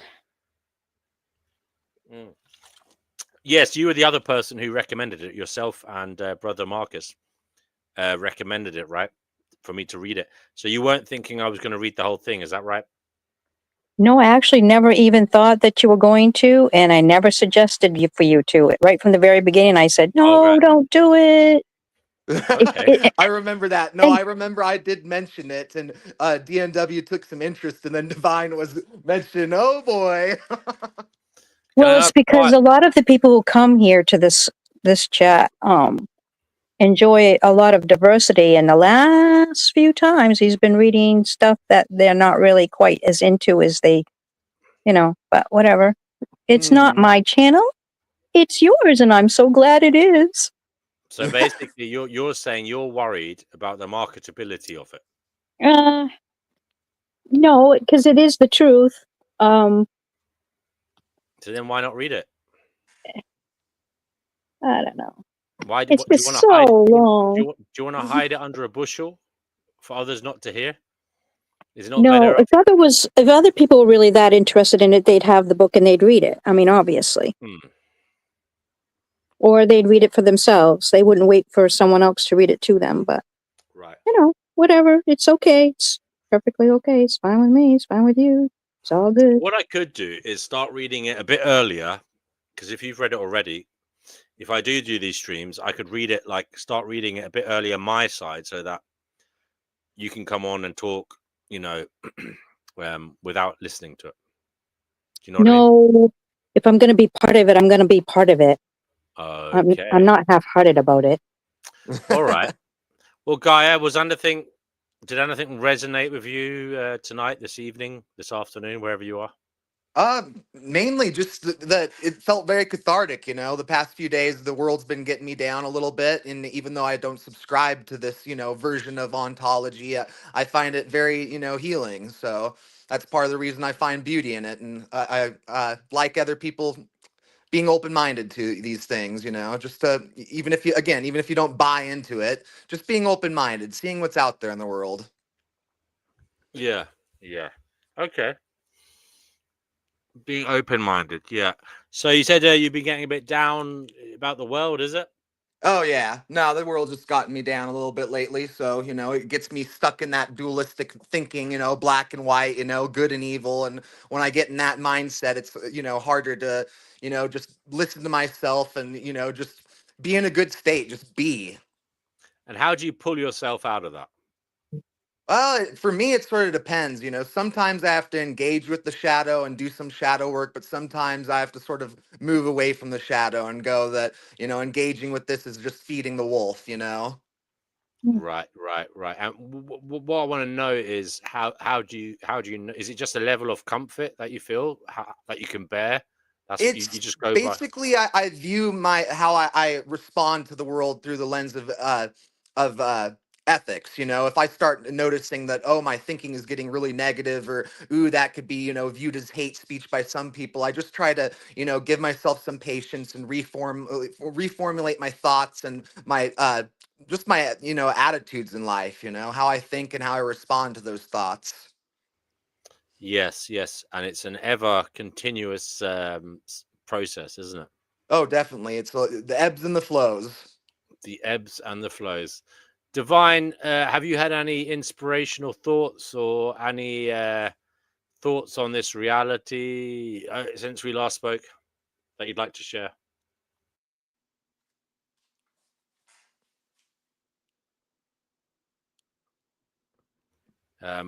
Divine isn't talking. I presume she either hasn't got anything to say or her microphone's broken.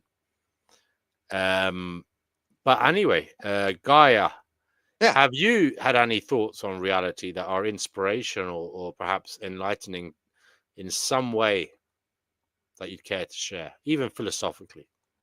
Hmm. The energy's been off worldwide because of just where everything is at this point. It is So going to change. It will change in the next couple days. in the next couple of days, something good Yeah. is going to happen, or just the energy is going to shift? The energy will shift. Why do you say that, Divine?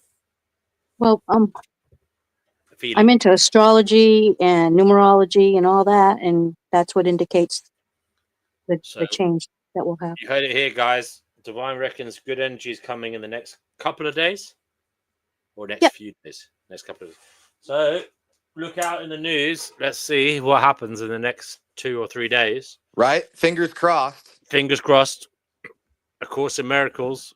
Divine's putting it out there and hoping that something happens good in the world. Because Sounds we need good. it. Yeah, We let's need put it. that energy out there. We need it. Definitely. So yeah. Well, if anybody else is there wants to come on, the link is there. Otherwise, I think it's going to be a short and sweet show tonight, guys.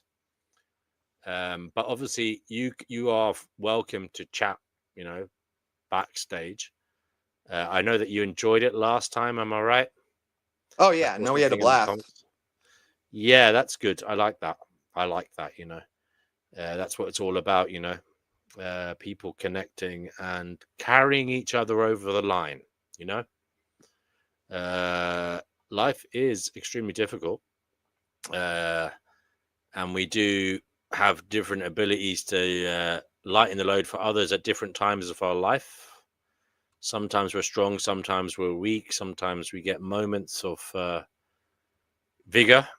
Other times we might need someone else to help us. So we're all in this shit heap together, guys. And just remember that, just remember that.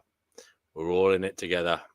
And I mean, that's been more or less, it's so funny the way these things are so connected. The Pistis Sophia, the Tibetan Book of the Dead, and now this Course in Miracles, it all talks about this union. Yep. And how we're just fragments of the whole. And it is interesting. I know the human brain can only think in certain ways. It's only got certain parameters it can act within. But it is interesting how these kind of ways of perceiving spirituality and a metaphysical explanation for things, they seem to, a lot of the time, be resembling have a lot of resemblance, similarity to each other, no matter what background they're from. Hey up to Yerf Dogs, bro. Good to have you here. Do you want to come on here, mate, and have a quick chat? I don't think it's going to be a very long show tonight, but we'll see what happens. I don't mind it. I mean, if it gets going, I don't mind. But we'll see. Maybe another half hour. Divine, did you say something? I said that if we could get everyone on the same page about the same things, the earth would shift in a good way. Totally. No, I believe that, it would give us some exponential momentum, there'd still be problems in the world most likely, but we'd be moving through them instead of, struggling at this, freaking tug of war match.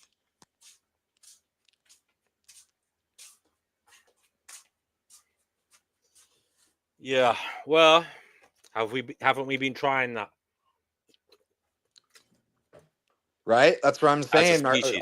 Yeah, exactly. Our species loves to think in this dualistic manner of, this psychological splitting of black and white and good and evil. And it's so hard for us as a species to move beyond that level of thinking. But honestly, is it not necessary? Is it not a necessary adaptation for our survival to think in binary terms? Yeah, that is a very interesting point, because from the Okay, neuroscience yeah. perspective, I would completely agree with you, that pattern recognition, if we don't separate things into twos and start making our own boxes, it's hard to get that pattern recognition. But, as I we've mean, evolved as a you go. personally, I think it comes from a biological perspective of having satiety, being okay or not okay.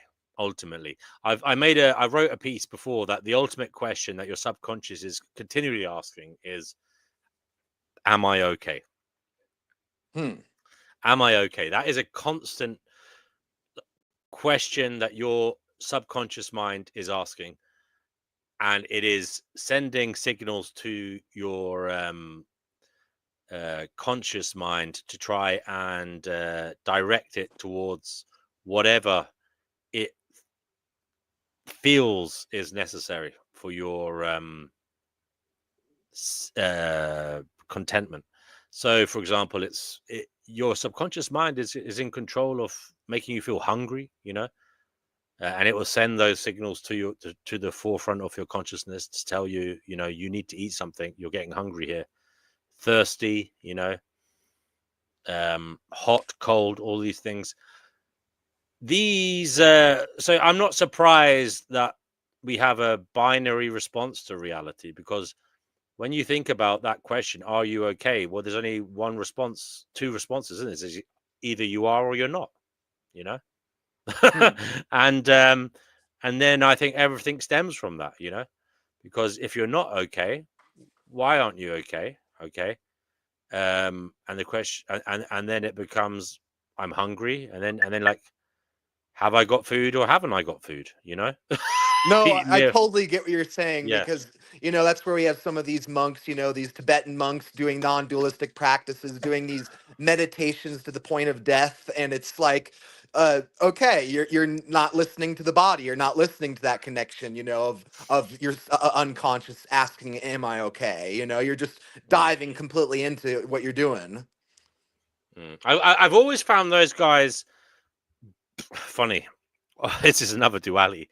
On the one side, I find them very impressive, and on the other side, sometimes I find them ridiculous. Oh, no, You know, that's exactly the way I feel about it. It's like, dang, I honor, the path you're taking, but at the same time, like, why don't you honor the multiplicity of all the other paths that the world has to offer? yeah. I mean, there are Buddhist monks who set themselves on fire. Yeah. Self-immolate. Yeah, Yep. and you're like, wow, that's some level of belief there, Bucko. Oh, That's some level definitely. of self-assurance that you're doing the right thing. And they do. It is.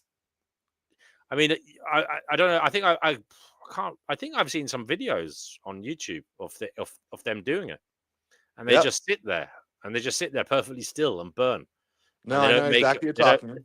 they don't make a whimper. They don't even move. Oh, It's yeah. Not. creepy. It is Yeah, creepy. no, It's it is fucking creepy. creepy. You'd expect, some micro muscle movements, like just how, you ask somebody a question and their face has these little micro expressions. You'd expect somebody burning alive to have all sorts of unexpected movements. Well, I suppose we're used to seeing it in films and such, or horror shows Yeah. where it's happening for different reasons and people are screaming.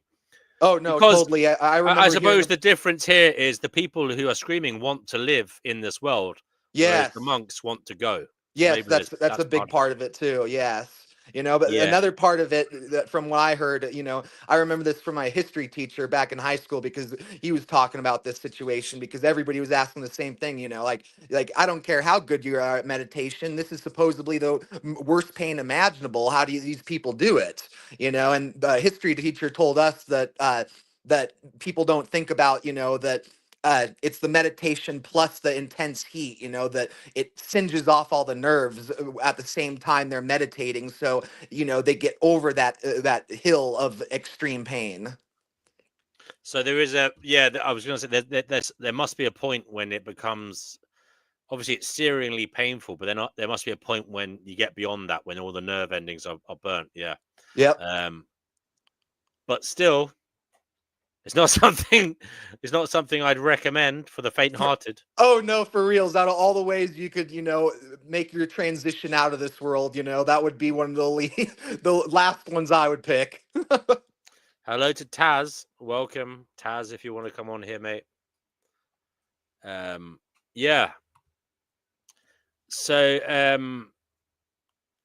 have you been in any way denying yourself or doing something more so to try and better yourself in the last few days since we spoke, Gaia?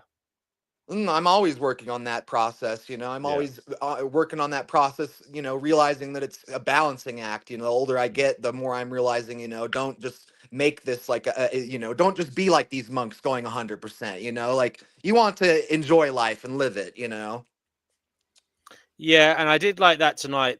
There is something about in helping others, you help yourself. That was the message Oh, in definitely. the It's reading it's tonight. whether you view it as karma or physics, momentum, it all Yeah. comes back to you. Mm, mm, mm. We're all I did think connected. I haven't quite been able to do a deep analysis of the points that the first 40 pages were making in relation to everything being an illusion except for love. But I have a sneaking suspicion that I had a similar thought before, that it's such a hellish existence we're in, yeah, and it does seem that kindness and good good intentions for others is a very strange phenomenon. But then you can look at it from another perspective, that is just evolutionary psychology, behavior, that is for the continuation of the species. Um, so one might not get too excited about it because there could be a material explanation for it. There could Oh, be. I know exactly what you're talking about. It's that whole debate that we're always on about, with the nature of humanity and whatnot. Mm. Well, I mean, it is interesting how we are thoughtful towards other species. Now, I know other species interact with other species. Okay. Hmm. Now, does that mean we're somehow better than other species because we have this ability to try and be their good shepherd? Oh, that is a deep, Now, powerful question. I actually don't know about that. I think that is again down to evolution. That is again down to us being highly intelligent apes, right? Yep. Who can look around us and see actually we live in a biosphere where everything is needed, and if one little bit falls out of kilter, it can cause a domino effect and catastrophe for the environment that we live in, and it can harm us. So there is an element that I hate to be Ayn Rand about it, but there is an element of it's not true altruism, it's not true care for others. It is actually um, selfishness. You Oh know, my God. I love that you brought Ayn Rand into this. So many people read her literally and just throw her away. Oh my God, this is negative, egotistical, narcissistic crap. But I read it and I invert the system. I go, okay, I see where she's coming from. Like it's just like you were saying about that level of narcissism. To be empathetic, you sort of have to have some level of narcissism. yes, I mean it was something that struck me like a 10-ton truck when I realized that. When I realized that altruism may not exist in the manner in which I thought it did. Like there are no true saints amongst us. Yeah, We are it's not an doing it not we're isolated not doing it entity. we're not doing it because we're going without by doing it. Like it's not some detrimental thing for me to do to help another person. It's not completely detrimental to my own well-being. I am getting something out of it as well. Definitely. Yep. And That, that and that's the core of it. when I realized that, I thought, yeah, but I went through a period of like, oh, there's no such thing as altruism, but that's not such a bad thing when you think about it. It's like what's wrong with a win-win situation? No, What exactly. what And what? And that's my view now. That, well, so what if there's no such thing as true altruism? What is wrong with win-win? What is wrong with us all just helping each other and getting a feeling of goodness from it? In fact, if you want to get woo-woo and spiritual about it, maybe that's the reward from, if there is some kind of loving entity, you know, above us all, that wants to, us to act in a certain way. Maybe the reward is the feeling good. That's showing you're on the right path. that's an interesting perspective. Because it is rewarding. Yeah. So when you make another happy and you can laugh with them, there's so many ways you can try and help another person. Yep. And it's obviously sometimes you try and help someone and they're fucked and there's nothing you can do, Yeah. but at least you're showing them someone cares. Oh, totally. Yeah. And No, I agree with that's that. important as well. Yep. That's very important. Yep. You might be the only person that ever showed that person that someone fucking had their back or cared about them or that they mattered. Oh, So totally. from that perspective as well, it's very, very meaningful. It's not bad, even though It's for me. I'm going on and on, but I truly believe it's a win-win. No, I get where you're coming from, man. The barter system has worked for thousands of years, and it wasn't trapping anybody in any generational poverty that wasn't, just born out of their own existence in the life, and just the struggle of growing up in an agrarian state or any of these things. Yeah, it's Yeah. fascinating. I want to say thanks, guys, to all the members on the channel now. You are helping, obviously. I do pay for the StreamYard and the Twitter and a few other things. So I appreciate you guys for helping fund it. The memberships aren't much, so if you can afford it, please do so. But yeah, Gaia, yes, and that's a nice place to meditate on what we've just said, think about it, and hopefully see where it goes next. So what I'm going to do now is I'm going to just be quiet for about 20-30 seconds, and then I'm going to let you break the silence in whatever way you see fit, considering what we've just said. So I'll let you break the silence, Gaia, when you feel fit to do so. All right.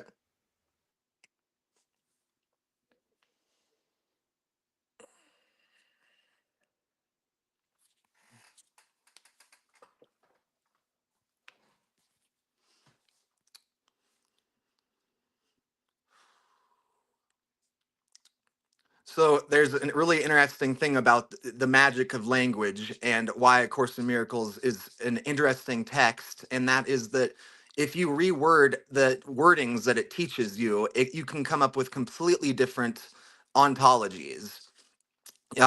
So we have the non-dualist perspective from A Course in Miracles, but we can use the Western dualistic perspective of what is real and good cannot be harmed, while what is unreal is false and must be rejected. Here lies the truth, the choice between light and darkness. That would be a very a traditional Christian viewpoint of how you would read something like that, versus a Eastern perspective, which is an Eastern dualistic perspective. What is real leads to liberation, while what is unreal binds us to the cycle of suffering. Only by recognizing this distinction can we find the path to true peace.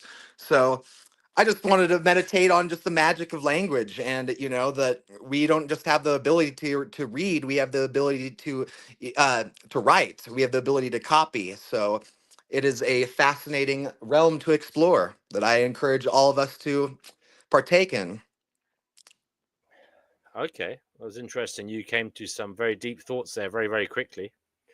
I was just thinking about what you said, and yes, the Course in Miracles talks about correcting error and going towards the truth. Now, I do think that was one part of the text that I've read so far that I found problematic. Obviously, Yep. from a kind of philosophical sense, what the hell is true? Yep. Now you could say, well, the truth is we're all in this together and we must help and love each other, yeah, and forgive each other Yep. because they know not what they do, as it said in that, and as it said in the Bible, because people of their right mind, they use that phrase right mind in the Course in Miracles.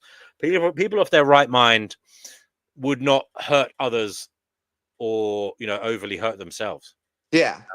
Well, that's Uh, what you go. Now that could be the truth that is trying to instill in us, but reaching on from that, what is true is a big problem. Like I can't quite say what is true beyond that. Mm. But also in forgiving people, I mean, what is it? Just a continuous process of forgiving. I mean, by the way, guys, we've just started reading this book, so we're not experts here if you're listening, but we're reading it, we're trying to get to grips with it, and I'm not saying that we're going to be scholars in it or it's going to make us true believers in its message, but we're giving it a go in terms of a good faith reading and contemplation on it. Yep. But Gaia, would you like to comment on how you felt it spoke about truth? Because that was one area I found problematic, because it Well, talked about errors and stuff like this. Well, the only errors I can see that are relative to the book were errors that dehumanized others. Okay, everything that dehumanizes another individual is an error. It removes us further from salvation. Yes. But what is salvation? Being close to God. What is this world for? To continuously correct your errors of what? Not being connected? Yep. No, yeah, that's the biggest thing with non-dualism is teaching, that the illusion of the separation, So yeah, and that and you were talking about the love aspect, and that's where I view there's two halves of the non-dualism. You can either view it through the lens of the universe, or you view it through the lens of love, and or you can view it through both lens.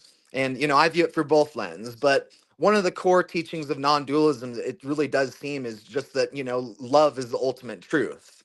So non-dualism seems to be really about the ontology of love. It's a fascinating thing to explore. It's something to think about, but forgive me my skepticism, because when I look at our drivers, they do seem to be biological drivers, and they seem to be beastly. And sometimes I think love is the secondary choice. It's like you are the first thing that is true is that we are beasts in a beastly world. Hmm.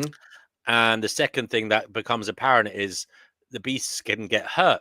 And then you can get empathy for other beasts because you see that they're beasts in a beastly environment as well. And your love is not first. It becomes set. It's something that develops. Do you know what I mean? So you could say it's there in the beginning because we love our parents when we're children, but I'm not. Again, that would just be an animal kind of instinct, to cling on to your mother's teat so you could survive.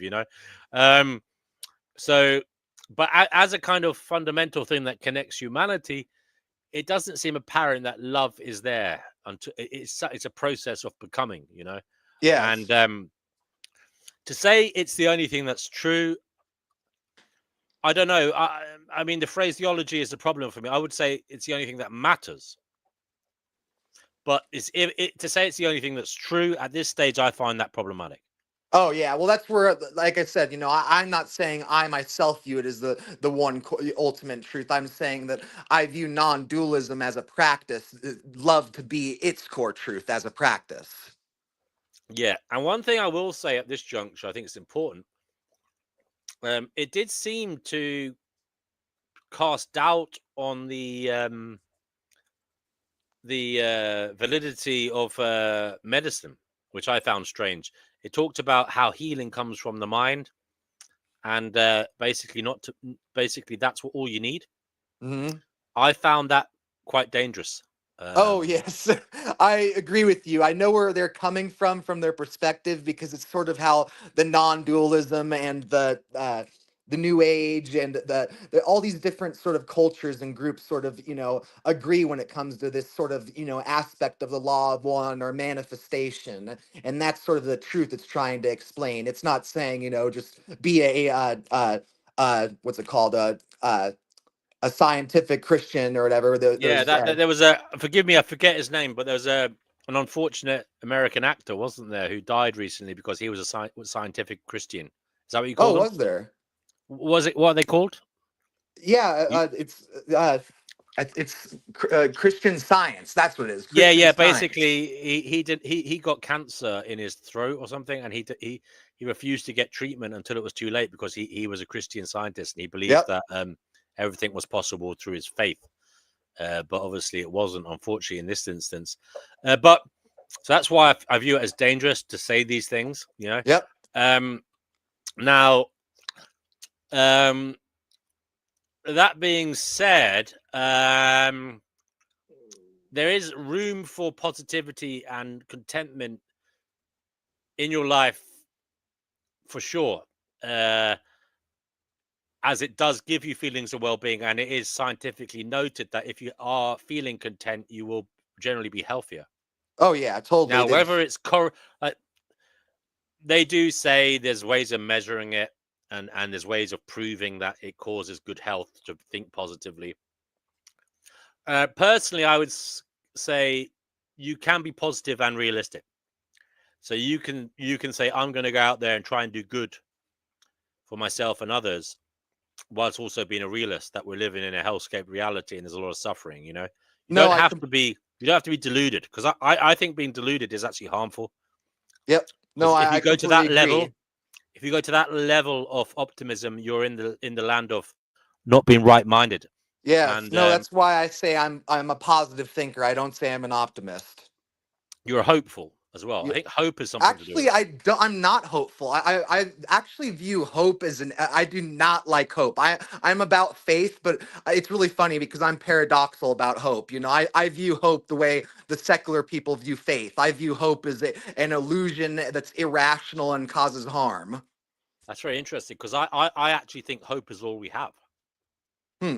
Yep. Now, the reason I say that is hope is the driver, because hope gets people through the dark night of the soul. Hope is what encourages us to seek better, to invent things, because we're hoping we can find out something that will solve our whatever dilemma we're in as a person, as a species, as a world.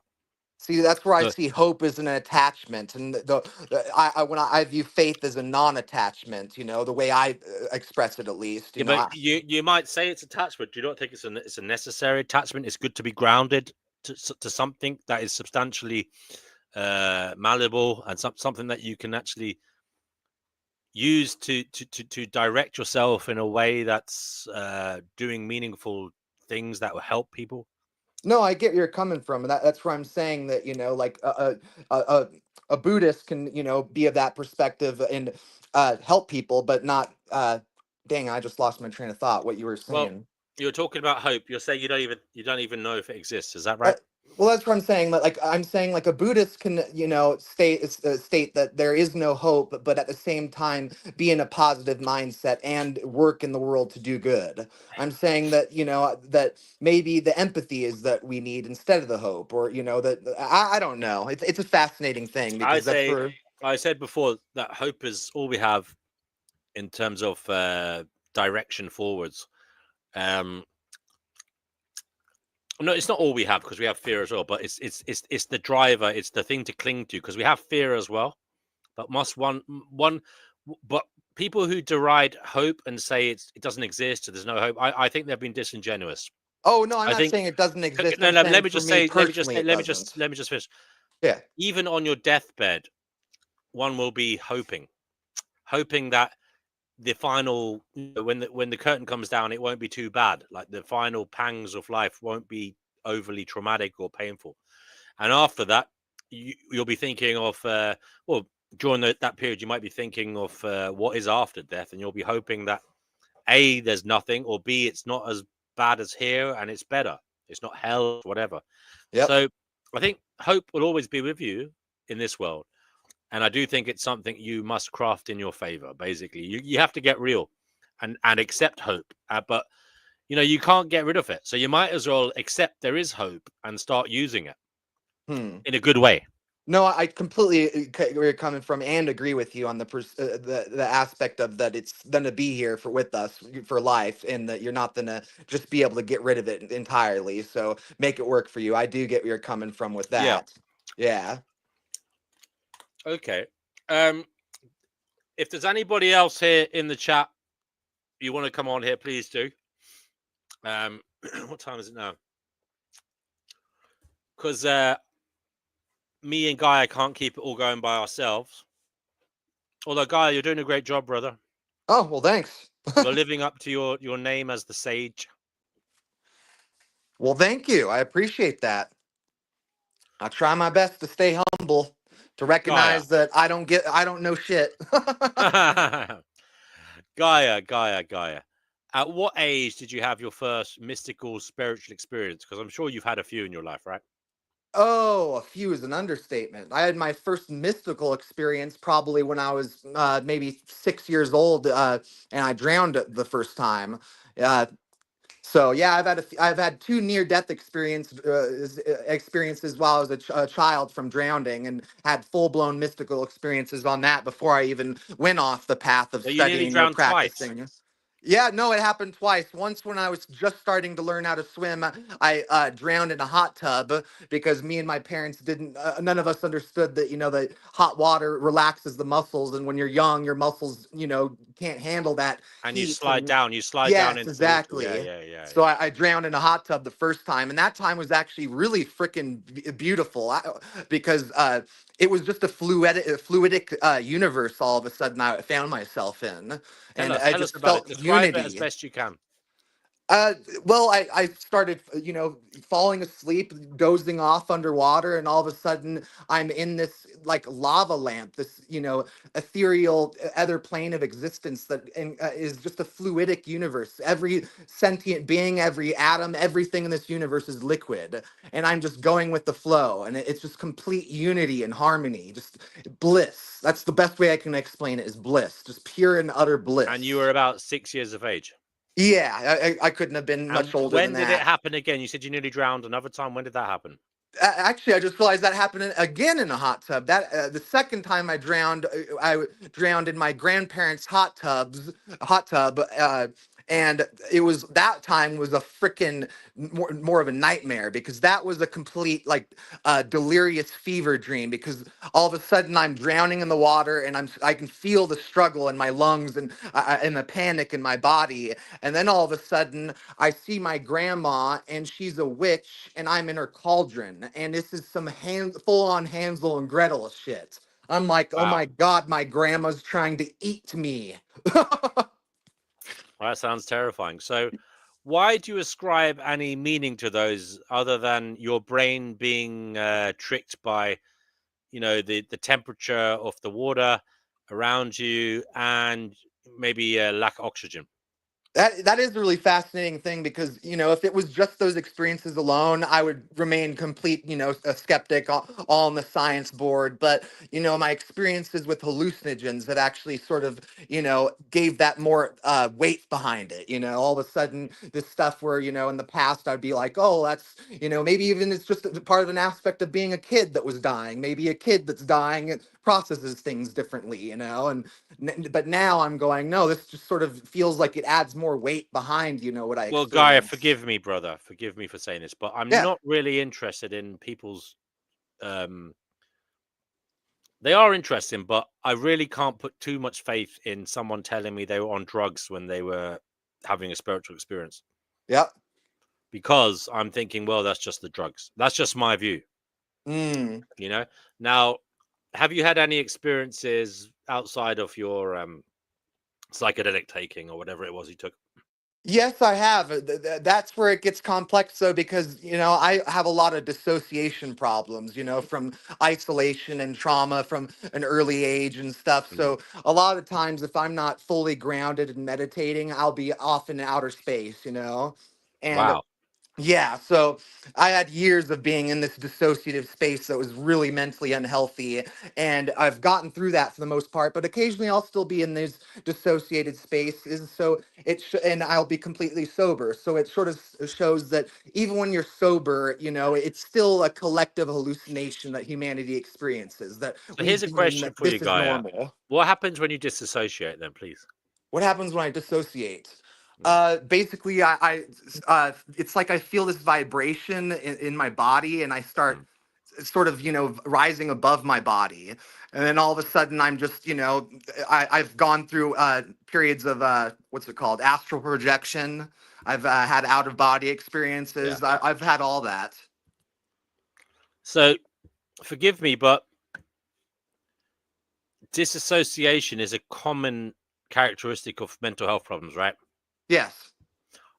What is the difference between that and depersonalization? Depersonalization means it's like you're not in charge of your life. You're just watching it happen, right? It's Ooh, not well, happening. it's one of those things where What one's is the sort of an difference? umbrella term and one's more specific. Okay. Dissociation's more of an umbrella term, but depersonalization, that's actually like the dysphoric feelings that you can get with dissociation. Sometimes you'll be out of your body and you'll be recognizing that you're out of your body and you'll be going, hey, I didn't choose to meditate and be in this spot. I want to be here. I want to be talking to my friends. And when you're in that state, it can be really unnerving and traumatic to your ego and Hello, how you process things. Hello, I'm gonna have to look. We're gonna have to look this up, Gaia. Please. Yeah, We'll have to look up could you do that for me? A definition for disassociation and a definition for depersonalization. Okay, sure. I want to just say hello to Marcus Musing. Salutations there, sir. Good to have you with us. If you want to come on, please do. You're welcome to. We're talking about, at the moment, we're talking about Gaia's strange mystical and spiritual experiences. And he did mention disassociation. So we're trying to get to the definition here of what is the difference between disassociation and depersonalization. Because I don't quite know exactly. I mean, I can guess disassociation. I mean, you feel like you don't have agency. Is that it? You feel like you don't. No, you still have control over your body. You know, Right. it's not like a schizophrenic manic episode or something. Like, no, you still have control in your body. You just, don't feel connected to your body. It's almost like the opposite. Oh of yeah, you look at meditation. your hand and you just don't feel like it's yours, kind of thing. Is that right? Yes, that would definitely be Scientists at Stanford Research Institute have made a shot. So Yeah. what is that, Gaia? That would be a textbook case of derealization. And Derealization. Oh yes. my goodness me! If it wasn't confusing enough already, yeah, I've heard of that term before as well. So we'll have to look up all Basically, these terms if you think dissociation, think the mind. If you think derealization, think of the mind and the body. How they focus on the body experiencing those symptoms. Say that again. Dissociation, the way I think of it is I think dissociation more mentally, and I think derealization is more physical. Like derealization, you're actually making the connection that you're not in your body, and you're relating it to your body, which can often cause more of that stress. Yeah. Okay, well, I am just looking up the meaning of those three words. So disassociation then is a broad term describing a disruption in the normal integration of consciousness, memory, identity, and emotion. So basically, there's a disruption in the union between your consciousness, memory, identity, and emotion, and perception and behavior. Yep. It ranges from everyday experiences like getting lost in a book or daydreaming to pathological forms seen in dissociative disorders. In clinical terms, disassociation is a disconnection between a person's thoughts, memories, feelings, actions, or sense of who he or she is. Okay. That's a very broad term. It's not that helpful, actually, because it's an incredibly broad term that's not helpful in the least. Yeah. But we'll move on anyway to depersonalization, which is a specific form. So it sounds like disassociation might be the umbrella term. Yes, exactly. Right. It's the umbrella term, and that's why unless right. you've sort of experienced it, it's sort of hard to convey the message appropriately. Right. Yeah. So then we've got depersonalization, which is a specific form of disassociation in which you feel detached from yourself, your thoughts, feelings, or bodily sensations, as if you're an outside observer. You may experience emotional or physical numbing, a sense of watching yourself from a distance. Now that is creepy as hell. Yeah. I mean, I think I've had that feeling just momentarily. Oh yeah. But that was because I forced myself to imagine myself as an observer. It wasn't because I was having it as a kind of I don't know, a psychotic fucking episode. I mean, I've often imagined myself observing myself, and it is a creepy thing to fucking imagine, So here's the question: have you ever had? Oh god, I even get like the heebie-jeebies thinking of it now. I don't know why. It's just very creepy to imagine yourself outside of yourself, observing yourself. So have you ever had laughing gas getting dental work done? No. Okay, no, all right. That would just be a good example if you've ever had that. That is literally a dissociative drug. It causes dissociation. Right. Okay. So also with depersonalization, you may also feel as though you're in a play or it's not quite real. So deeper personalization is where you have a feeling of being outside yourself and observing your actions, feelings or thoughts from a distance. So it's like a remote viewing of yourself Yep. and a remote feeling. Oftentimes, people with dissociation can experience witnessing themselves in third person. Just like a video game. Bird's Now eye that is view. creepy. So it's a bit like out of body experiences then.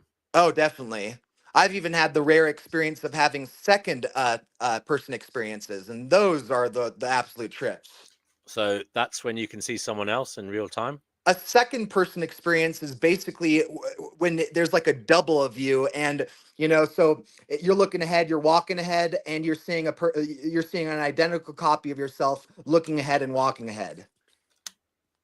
So I can't quite understand this. So you're walking down the street, yeah, Yep. and at the same time you're seeing someone else walking down the street. Yes, but the person in front of me that's walking down the street is me. I'm seeing the back Oh. of me. Mm. But at the same time, if I'm looking at the back of me, then obviously that must be me, That's Turtles where all the way down. that's where it's a real mind fuckery. Second person experience is basically like looking in a house of mirrors.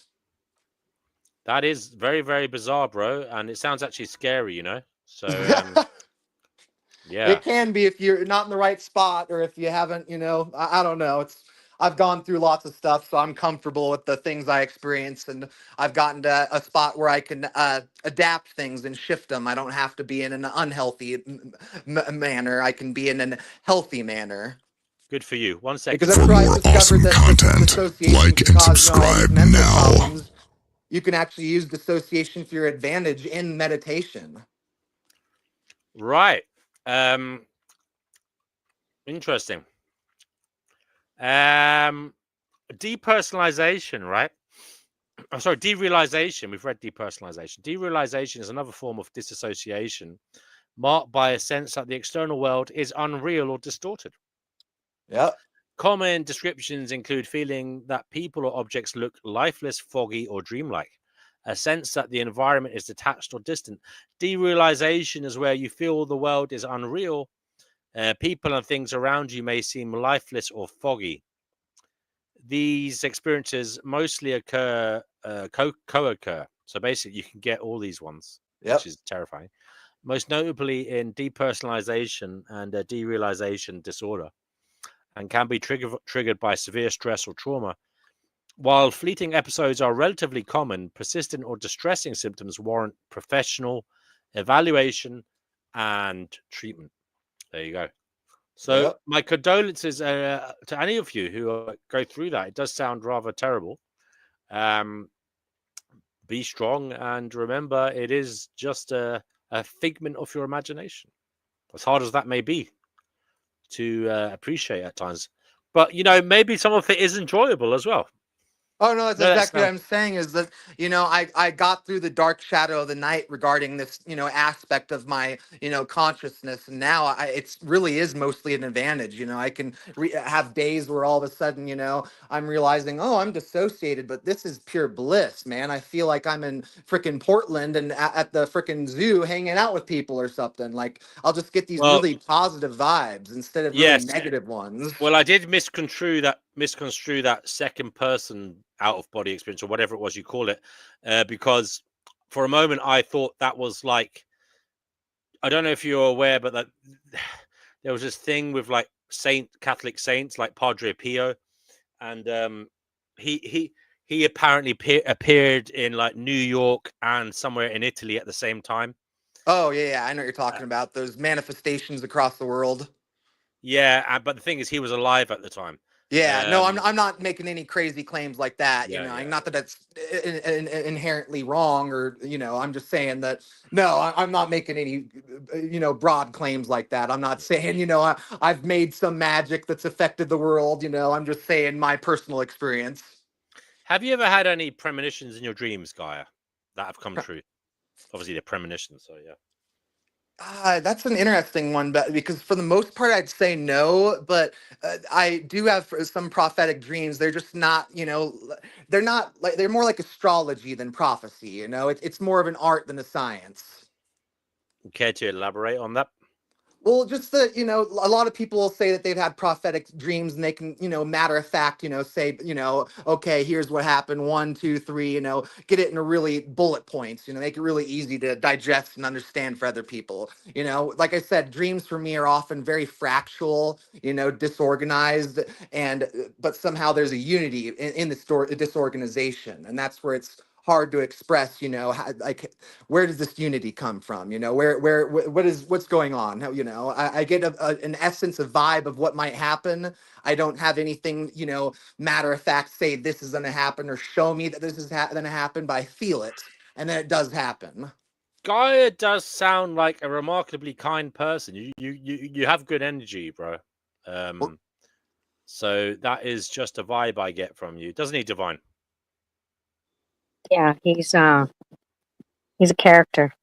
He's a very well-meaning fellow. Yeah, he Which is has nice. his finger on the pulse of who, what, when, where, and why of who he is in his personality. Yeah, yeah. Gaia, I do like just people to release whatever it is they want to say. Are you compelled to say anything? not much at the moment, man. I'm just vibing with the silence. That's cool. That's cool. All right. Divine, what about you? Have you do you feel compelled to say anything? I'm glad that you provide this this stage for this to happen. All of us being of different persons, connecting here and listening to all the different views and opinions. And I appreciate you reading to us, which I've never liked it before, but I'm getting used to it. So yeah, I really appreciate That's the kind. time that we have here. Okay, that's kind of you. Thank you, Divine. If anybody else wants to come on, now is a good time, because otherwise, I suppose we'll call it a night and we'll come back on Friday. Yeah. So do let me know if you want to come on or not in the chat. If not, we will come back again so that we don't burn out, because I did a lot of reading there and that did take energy. So I don't want to burn out and then be wrecked, for tomorrow and even for Friday. Come back and do it again. Yeah. But we read 40 pages there, so we're making some headway. Gaia, would you like to be a reader at all?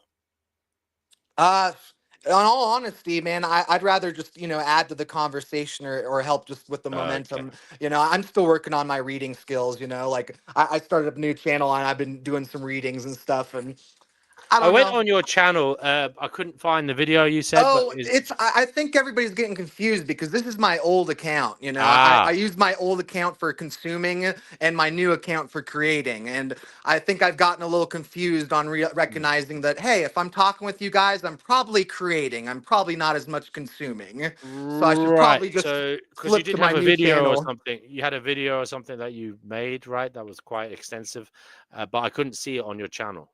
Oh yeah, no, that's where I'm getting confused because I saw that Divine subscribed to this guy, the Sage channel, but I left you guys a link to my new channel, so that's where I'm getting Right. Yeah, confused because too. what happened was I couldn't see that after I entered the show. Do you want to share it now in the private chat and I'll share it with everybody who's watching? Yeah, no, I can share the link to my channel or something. Sure.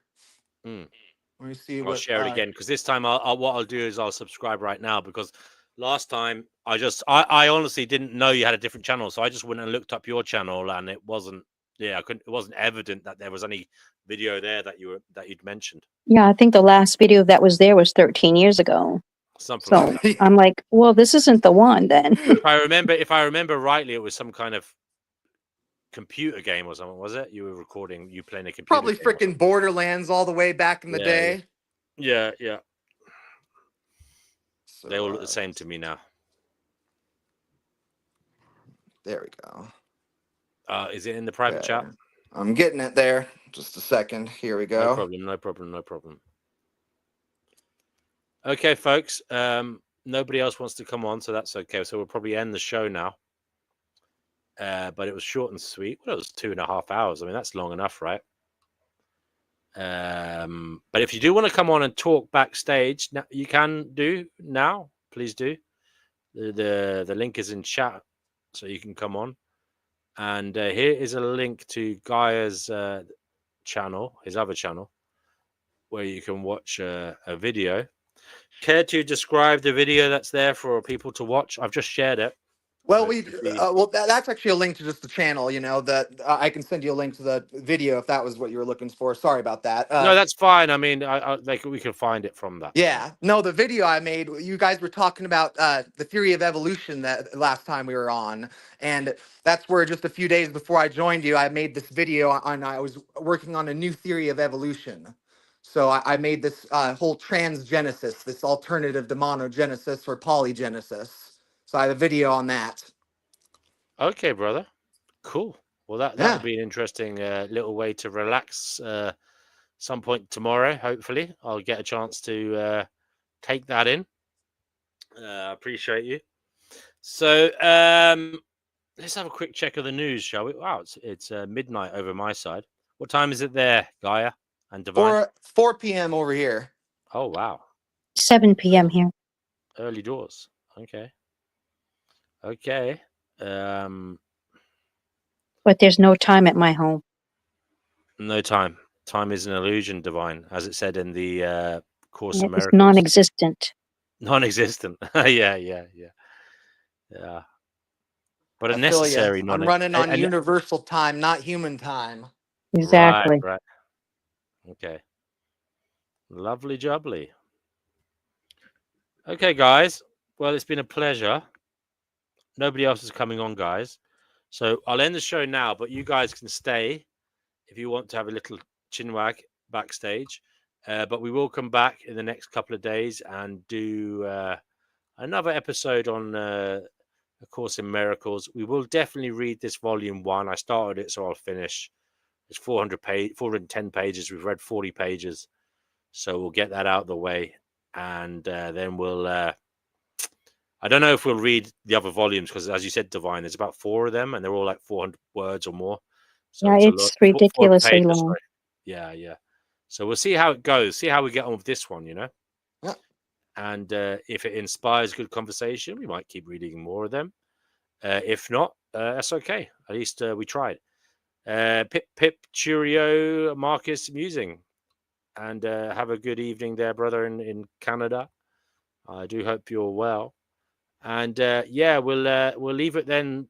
We'll leave it there then, guys, for tonight. I'll just play the little outro, and we can call it a night, call it a day, call it an afternoon. Until next time.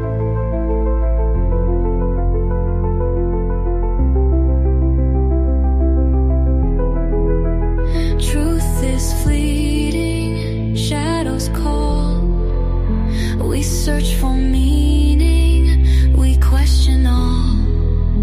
The path is winding, the veil is thin. Beyond illusion, let the journey begin. Seeking knowledge, breaking chains. Through the echoes, through the pain. One more question, one more spark. We chase the light inside the dark.